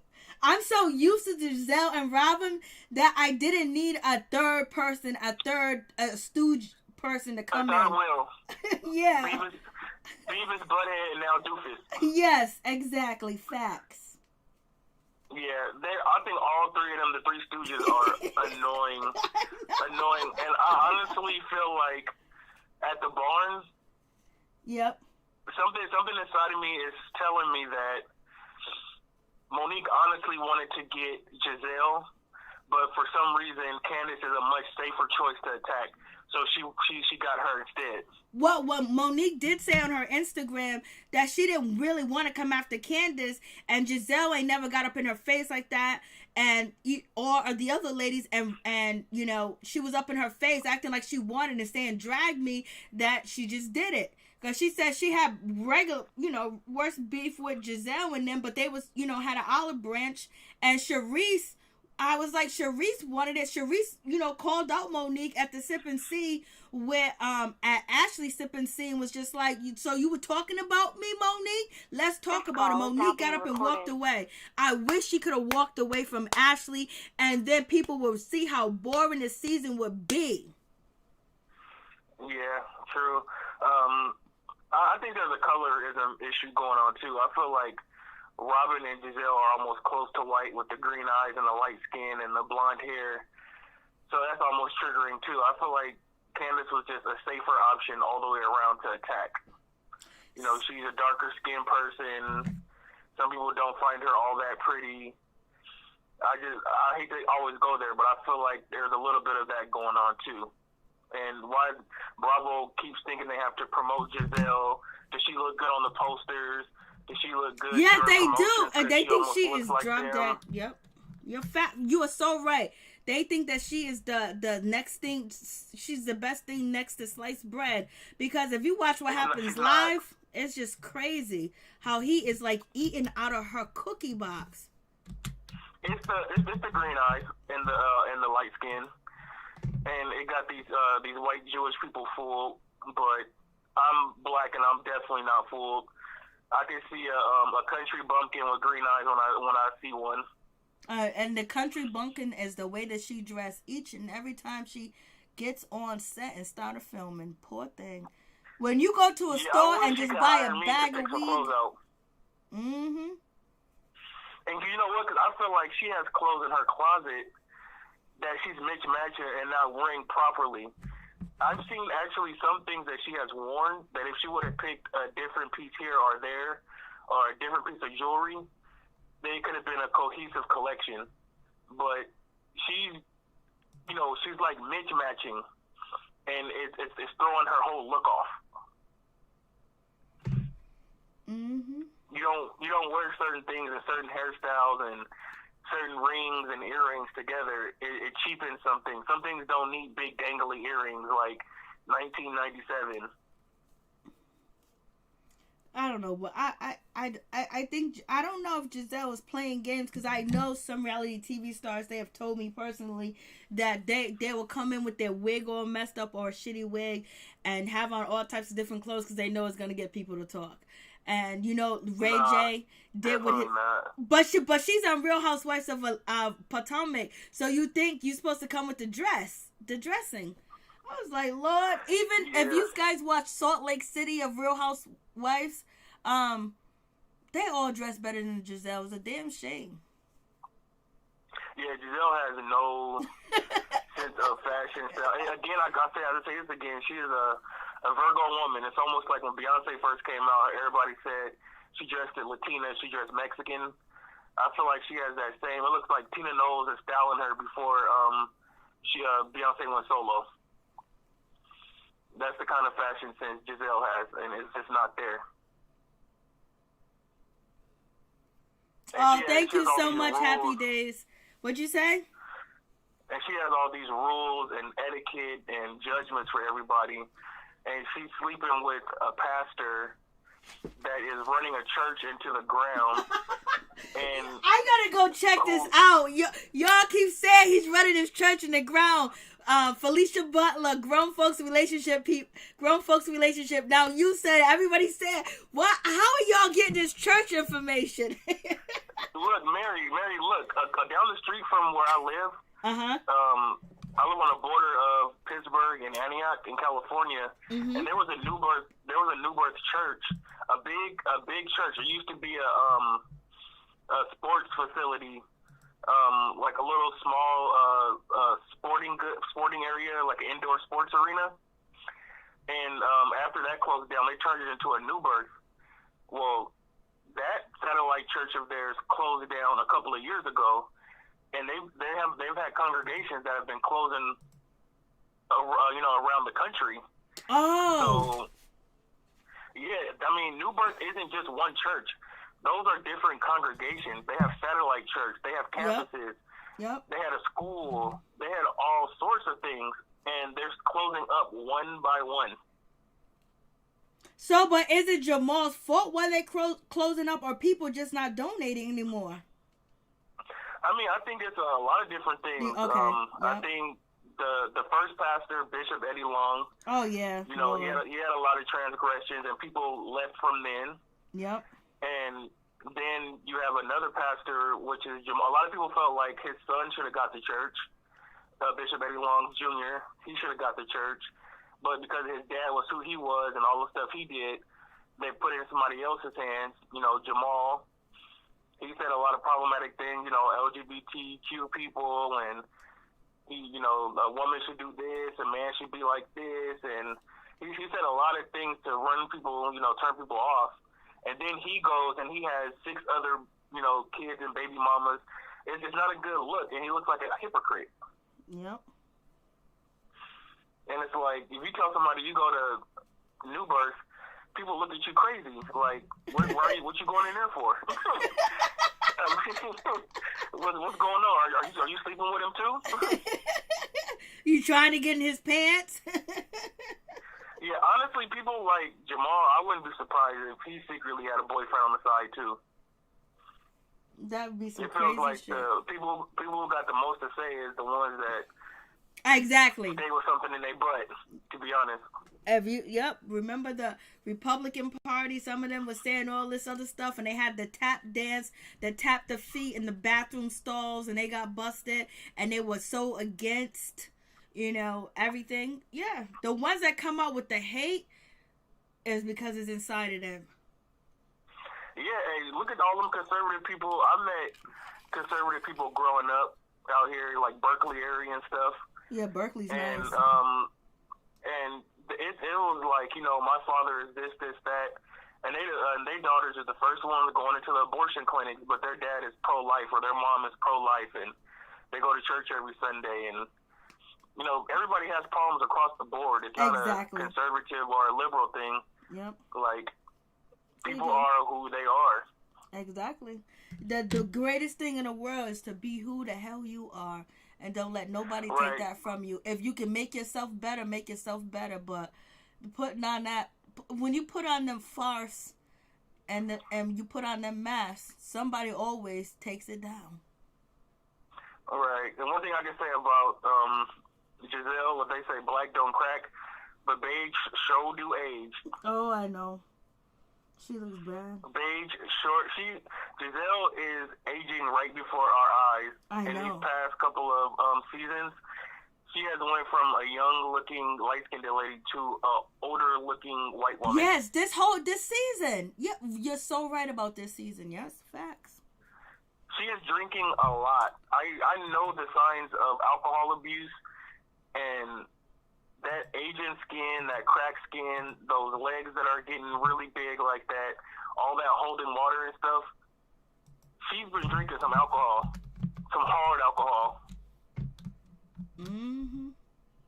Well, you have to get on TV and make a fool out of yourself and lie all the time and living a lie with this man and hoping nobody expose it. Her father came out first. He was like, you know what? I don't like. At first, he was like, okay, I like Jamal. The next thing you know, he was like, you know what? I can't do this. He got up, he walked away. The daughters act like they don't even know Jamal. Like, they scared of him. Like, the daughters, even the oldest one, they act like he's a stranger or somebody that is so weird to be around that they're nervous to be around their own father. I know. In my mind, I'm like, has he tried to touch them some kind of way or something? Why are they so... It's like when he come in, they go the whole other way. Yep, they don't like that man whatsoever. Maybe it's because of Giselle crying at night and all the stuff that she went through. That now but they just look like they're in fear of that man. Like they scared of that man. I'm just telling you. Yeah, he definitely did something. I don't know if he choked her before or beat her up in front of them. But the oldest one just know he's a hypocrite, and she see him as a pimp, a church pimp, and you can see it. Like, he gave them that restaurant. The oldest one was just like, whatever. But the next episode, when Giselle sits down and she tells the daughters, the oldest one, which they're with the other sisters, that he's going to be staying for a week, and she just looked like horror. Like you telling somebody that, you know, you're going to have to sit with your worst enemy. Right. And I just don't get the fact of why Giselle and Robin are trying to come for the married people on the show. It's actually the actual housewives, like Karen and Ashley. Yeah, Michael is what he is, but they're still married. Yeah, whatever. Karen and Ray, they're going through their thing, but they're still together. And what did Ashley say? If things don't work out between me and this dude, she's gonna be all right. She redid their agreement, their prenup, and if the relationship ends, she's not gonna be leaving the relationship poor. She's gonna leave that relationship a rich female. Unlike what happened with Giselle, and unlike what happened with Robin, because Robin gave her money away to somebody. Somebody that killed themselves with her money. Yeah. Say he depart from this earth. You know, you two be acting up. You gotta watch what you say. They would definitely, you know, demonetize my video. And we are in 3 hours. I'm sorry about that.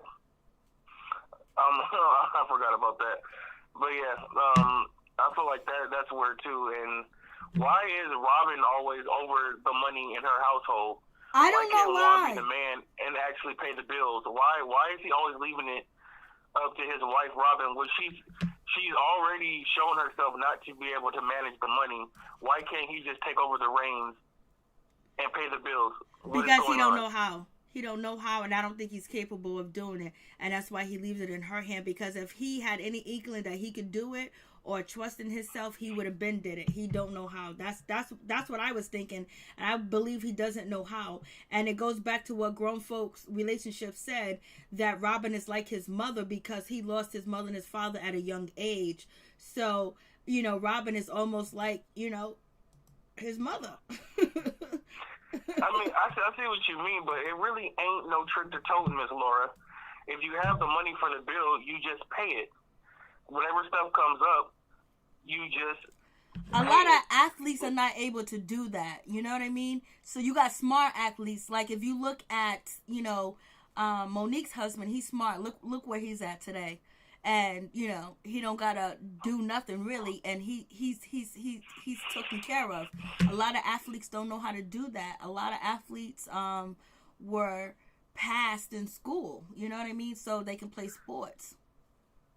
I mean, yeah, I get your point, but I barely have a high school diploma, and I know that if my cell phone is due, then you have to pay the money for the cell phone, or else it's gonna get turned off. If I pay taxes as a regular citizen with a job, you know, if you have a job and you've brought in money, then you have to pay the taxes.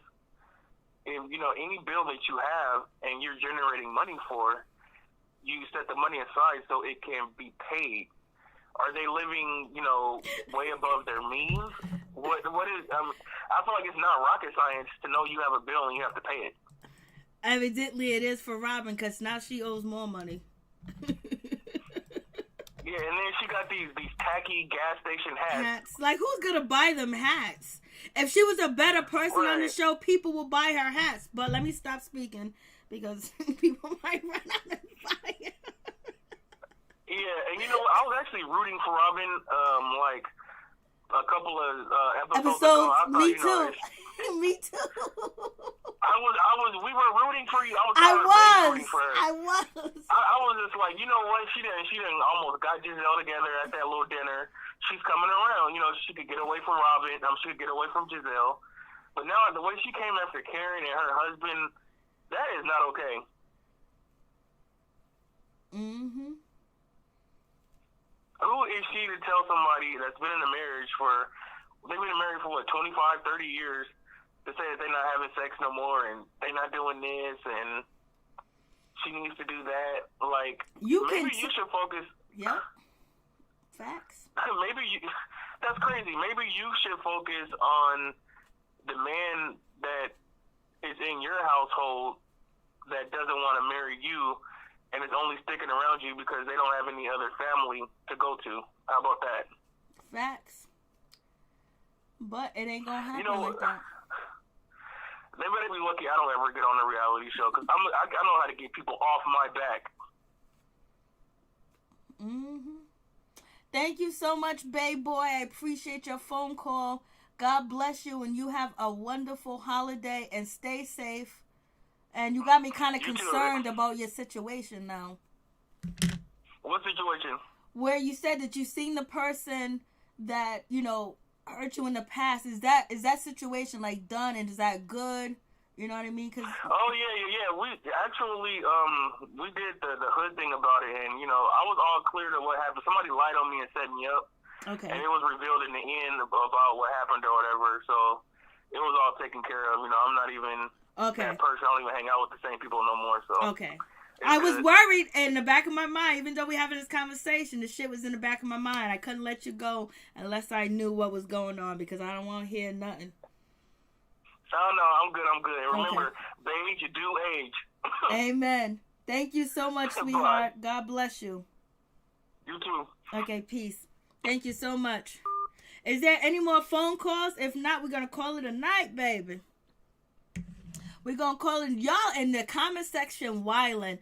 I every time I look up, I see something. I'm just dying. You guys got me laughing. Hell, one out here in DC sleeping with a lot of, Thick Girl 47 said that the last time we was live. I believe you said that. That's what I heard in my chat room, you know. And I ain't a liar, so therefore I attract people that don't lie. You know what I mean? So you attract people that are similar to you most of the time, and that's what I usually attract in my on my channel and in my lives, and good people and down to earth people and people with common sense and people that have love for one another. You know, so. That's what but y'all are in the comments acting off. I'll let Aunt Giselle get her saggy face out of mine. I heard there was something I just read about, you know, Giselle aging in her neck. You guys are going in. I don't know, like, what's going on. So Juan and Robin, Lord, mother, you going in. Damn, I messed this up.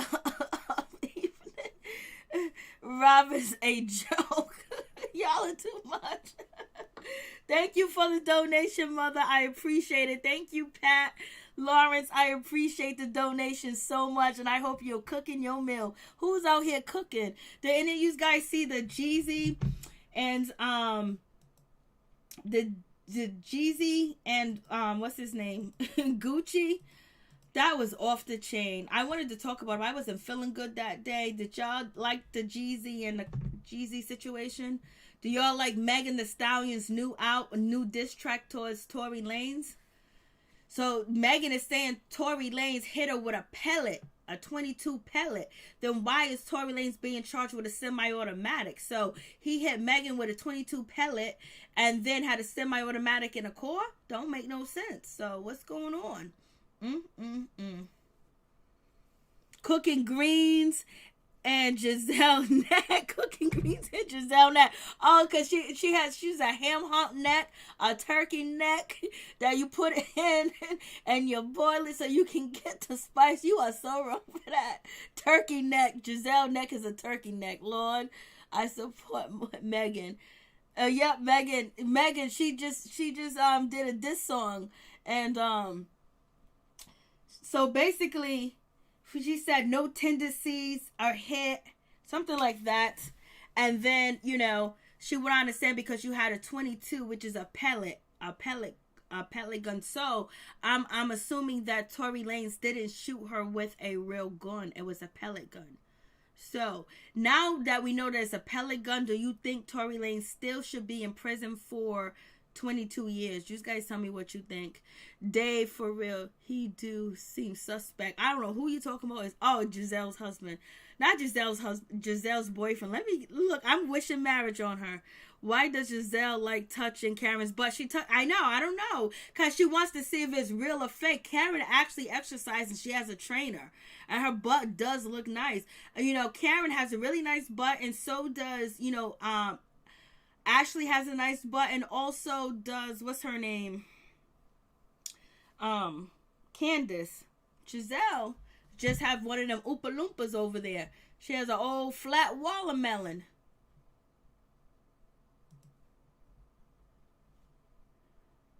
Why would Juan leave? He runs around and gets fed. Roof over his head. Oh, Dorothy C said, why would Juan leave? He runs around and gets fed. He got a roof over his head. Robin's still spending those legs for him. And she told her that she's sending nudes too, Jay. Like a BB gun. That's what we said down south. Yeah, it's a BB gun. So should you get 22 years for a BB gun? You guys really think about that question. Her neck making her look older. Lord Tony. I like Karen. She looks better and better. She does. She's becoming more beautiful and more beautiful, since last season. And that's facts. Y'all cracking on her legs. I know she looks like, what you cook over the stove sometimes. You talk about her chicken legs, about to make some stew, about to make some brew, about to make some broth to pour it in your collard greens. It's going to be called Giselle Broth. And she should sell broth. If she sell chicken broth or turkey necks, she going to make some money. So it was that's what I'm thinking. It's a BB gun from her lyrics in the song. Because she called him a bus ass. And she said, you shot me with a 22, a pellet gun. You're talking about no tendencies was hit. So if it's a BB gun, should he get 22 years? And the semi-automatic, I believe the semi-automatic was in the car. In the glove compartment somewhere. And then he had the pellet gun. So you guys tell me what you think about that situation. Giselle Broth. I think it'll make money. Because we know she eat good. They called them canko legs, no ankles. Oh, Dorothy C is in here reading, Lord. Yolanda Smith, what's going on?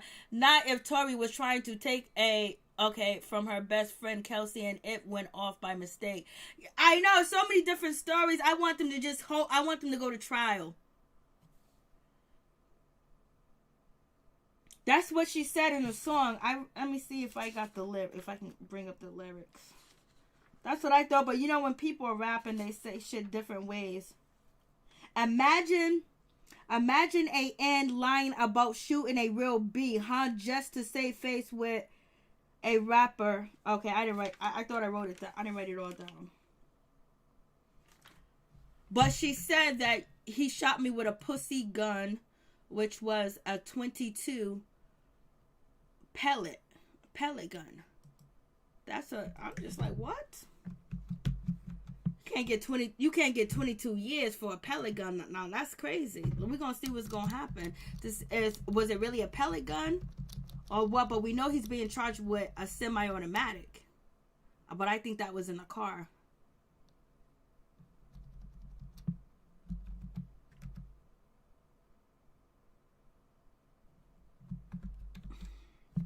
Let me turn on the music.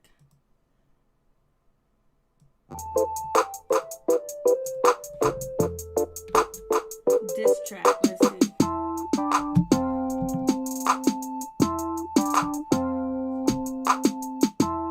See if I can bring it up.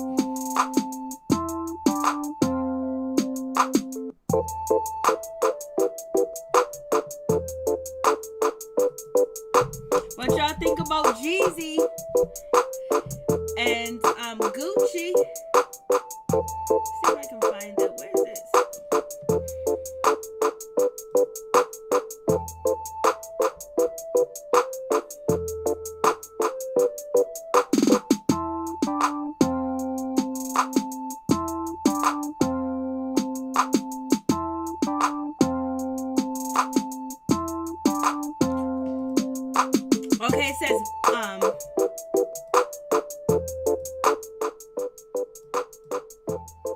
Megan claims that the gun that was used to shoot her was loaded with pellets, with lyrics including "You shot me 510B with a 22," talking about bones and tendencies like them bullets wasn't pellets, a P and a P gun in his feelings. So she's saying that it was a pellet gun. It was a BB gun, a little bit more power than a BB gun. Should he get 22 years for that? That's the question. I was late. Happy Thanksgiving. Happy Thanksgiving to all you. I think be turned off by Robin. Juan definitely needs her. They are both irresponsible. Why could they pay their taxes? They talking about Karen, but that was business. Facts. She said that they're both immature, that they need each other. Dorothy, you are a mess. Dorothy is on point. So basically, she's calling out that they need each other. They're both, got problems. They both can't handle situations and make sure the money stay tight and the money stay right. They lose it, give it away. I feel you, Yolanda Smith. I feel what you're saying. Yeah, 22 is weaker. But they said it was pellets, Jay. I could sit on Tory's lane and mind his lungs. Tory seems like he has short man syndrome. Everybody says that. Like he was acting up. You know he got the short man syndrome. That's why that situation went down that night. That situation should have never went down unless it's really a different story that the best friend Kelsey had it in her hand and Tory Lanez tried to stop her. That's one story that we heard. The other story that Megan and Tory was tossing. The other stories, Megan was walking away and then he hit her from the back as she was walking. That's why, and hit her foot and then it was shrapnel. It was debris from the bullet hitting. So many different stories. Just go to court. We just want y'all to go to court and get this shit out. I am proud to be messy. I will get them together. I can't be reached through this channel. Thank you, Dorothy. Better come back, baby. I feel it. I love it. I'm messy than a motherfucker. I can't even lie. I try to be nice and sweet and kind too as well. But sometimes they tick me off and get on my nerves. And then I be getting ready to go live and I just go ham. And I don't mean to. But sometimes the shit just happens. Children treat people better. Amen. Amen. Mother, amen. I just want to hear from the white people who came the police. Lord, Thick Girl 40. Miss T, that is very interesting. That may be the case. What did Miss T say? Juan is paying. Oh, Miss T said Juan is paying the bills. Very clear. It's Robin who is in trouble. I bet they don't even share a savings account, including a foul tax separation. Oh, Miss T, Miss T, Louisiana is going in. All right, guys, we're gonna call it a night. We did 3 hours. I know I've been MIA. I've been sick. Shit's been happening, but it's getting better. I end up getting a keg and water machine, and that really has helped me too a lot to get better. So now I can start working on different things, but I'm still trying to pace myself and not put out as much videos as I have been and going live as much because I'm still trying to make sure I'm good because my birthday's next week. I'm just like, shit. But yeah, I was messed up this month. I don't know. I went to go vote. I came back 3 days later. Motherfucker was feeling like, damn. Woo. R.I.P. to Bobby Brown's son, Bobby Brown Jr. That was a terrible situation. That shit hurt my heart. When I think I did the second video, I don't know if you guys can hear, but I started to cry as I was talking about the Bobby Brown situation. That shit hurt me so bad. Just talking about it just hurt me. The trials and tribulations that whole family has went through. And I was expressing myself and talking, and I just started crying in the middle of making my fucking video. Excuse my language. That shit is just ridiculous. I I don't even know. That shit is just like, what's going on with the Brown family? Like, damn, even with Bobby Christina, everybody that was involved in Bobby Christina's situation, even the roommates, they're not here no more. Nick is not here no more. Bobby Christina's not here no more. Whitney's not here no more. Now Bobby Brown just lost his son, 28 years old. It's like, damn, like, that shit hit me. I was sad. I ain't gonna lie. I was sad. That shit touched me. That made me feel so bad. You know, at the same time. And then it was also nice to find out that Bobby Brown, you know, was taking care of his son, because the rumors in the streets are he don't, but he was. And his son was actually living in his luxury, like, little mansion in a gated community in LA. I mean, in Los Angeles. So, yeah, it's just crazy. Oh, thank you so much. I'm at 85%. I'm at 85%. I ain't cooking no dinner. What I'm making is just gonna be fruits. I'm gonna go back to the market. If you guys check out my what do you call that thing? My story on YouTube. I put up the market. I'm going to the market. I'm going to get all types of fruits, all types of exotic fruits. I'm going to juice fruits, and I'm going to eat fruit for my birthday, for the holidays, for Christmas. I'm just going to eat fruits. And, you know, I ain't even cooking nothing. And I can cook. I can cook anything that you name. And I love and enjoy cooking, but I'm not no baked macaroni cheese, no fried fish, no turkey, no ham, no collard greens, no cabbage, you know, no cornbread, no Sweetwater cornbread, you know, no casserole, no nothing. I ain't even doing it. I don't really like to celebrate holidays for a long time. You know, I just recently started back, and now I'm going back to not celebrate. I just didn't celebrate holidays for a long time. You know, I'm on my pro Black Power shit. That's what I'm on. Bobby Brown has to be a strong man. Ralph, Bobby Brown has to be a strong man. You know, a strong man. All that he's been through, you know it. Facts. Way too young to die happy days. Facts. Mother Dorothy C. She missed. She's waiting for the official, aka White Report.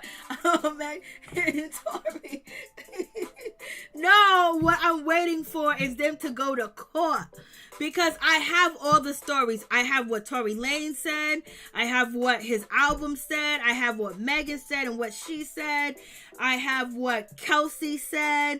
Tory Lanez's father. I heard what Academic said. I heard all of them and all the stories put together. It's just so much a conspiracy. So when it comes to court, they're going to put everything in. Somebody's going to have to tell what really happened when they take the stand, or somebody's going to jail. If it's going to be Kelsey, because is Tory Lanez going to say Kelsey did it? Is he going to take the stand and say Kelsey? I was trying to protect, you know, Megan from Kelsey. Is Kelsey going to say I seen Tory did it? Who, like, it's between them three and the security guard. I mean, you know, who, I don't know if it's a security guard, whoever he is, a bodyguard.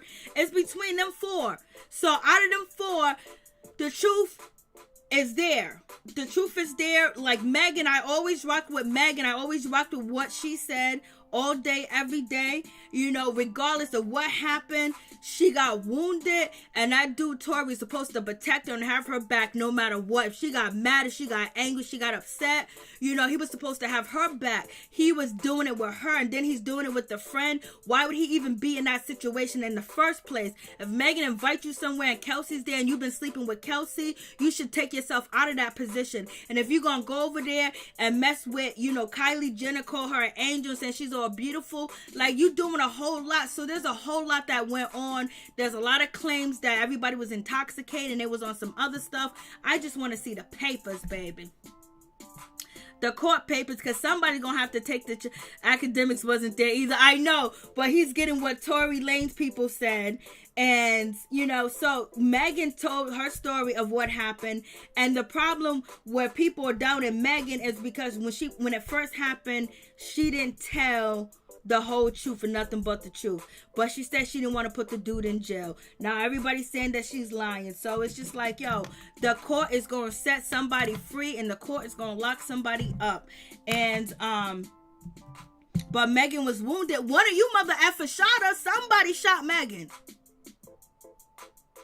And she said it was you, Tori. That's it. I know, it's so good to see Thick Girl 40. Thank you guys so much. We will get 4 stories at the end. She was, yes, she was. You're right, Dorothy C. All day, every day. Rochelle, what about Robin has lived 4 years with a man who barely tolerates her? Hamburger, just government cheese. What about cheese? Rochelle, I don't know what you saying, but you are killing me. Yeah, the bodyguard, right? They said that he spoke, and come to find out, we don't know if that's really the bodyguard speaking.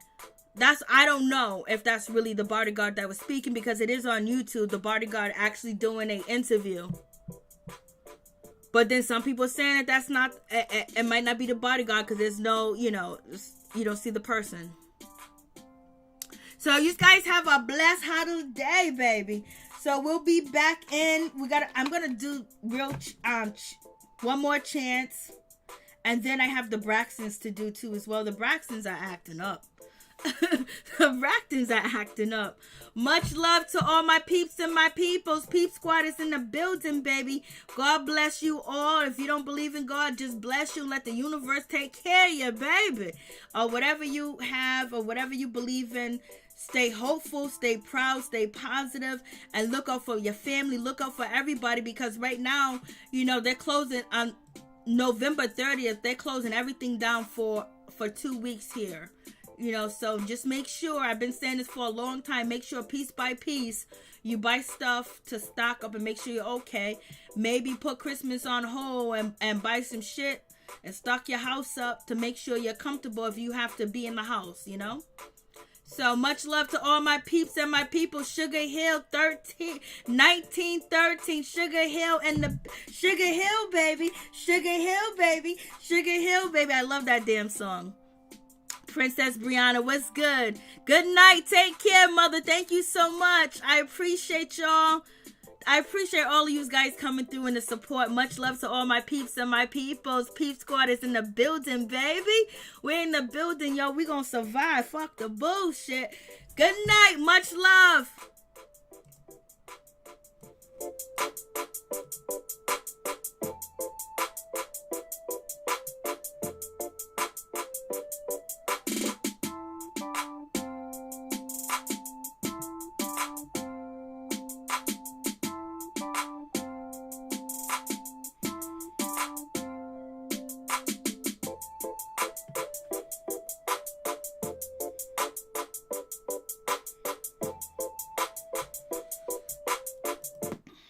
Oh shit. Dorothy C, I'm sorry to hear that. That's a lot of situation that's facing everybody. If you drive, only other way I can think of is Uber Eats, Lyft, and that situation. I mean, you make a lot of money. You can make $500 in a day driving, but everybody can't drive Lyft. Everybody can't drive Uber. Everybody can't drive a DoorDash. But that is another opportunity to make money too as well. You got to wear your mask. You got to put your gloves on. You got to plastic the back seat of the car. Put the plastic on the back seat of the car. Cover that up. Plaster the side part where you drive at. And then have that seat open. Have your light store. Have your gloves on. Have your mask. Good night, y'all. Kansas City's in the house. Ralph, you from Kansas City, baby?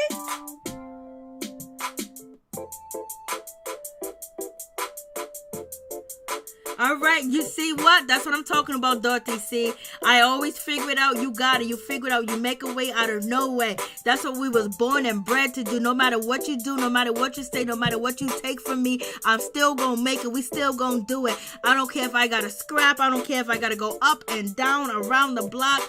We was born in our blood to make it. And that's what we gonna do. Every day. Every day we got the will and the power because it's in us. It's in us from our ancestors. It's in us from the way that we was raised. It's in us from the struggle from the beginning to the end.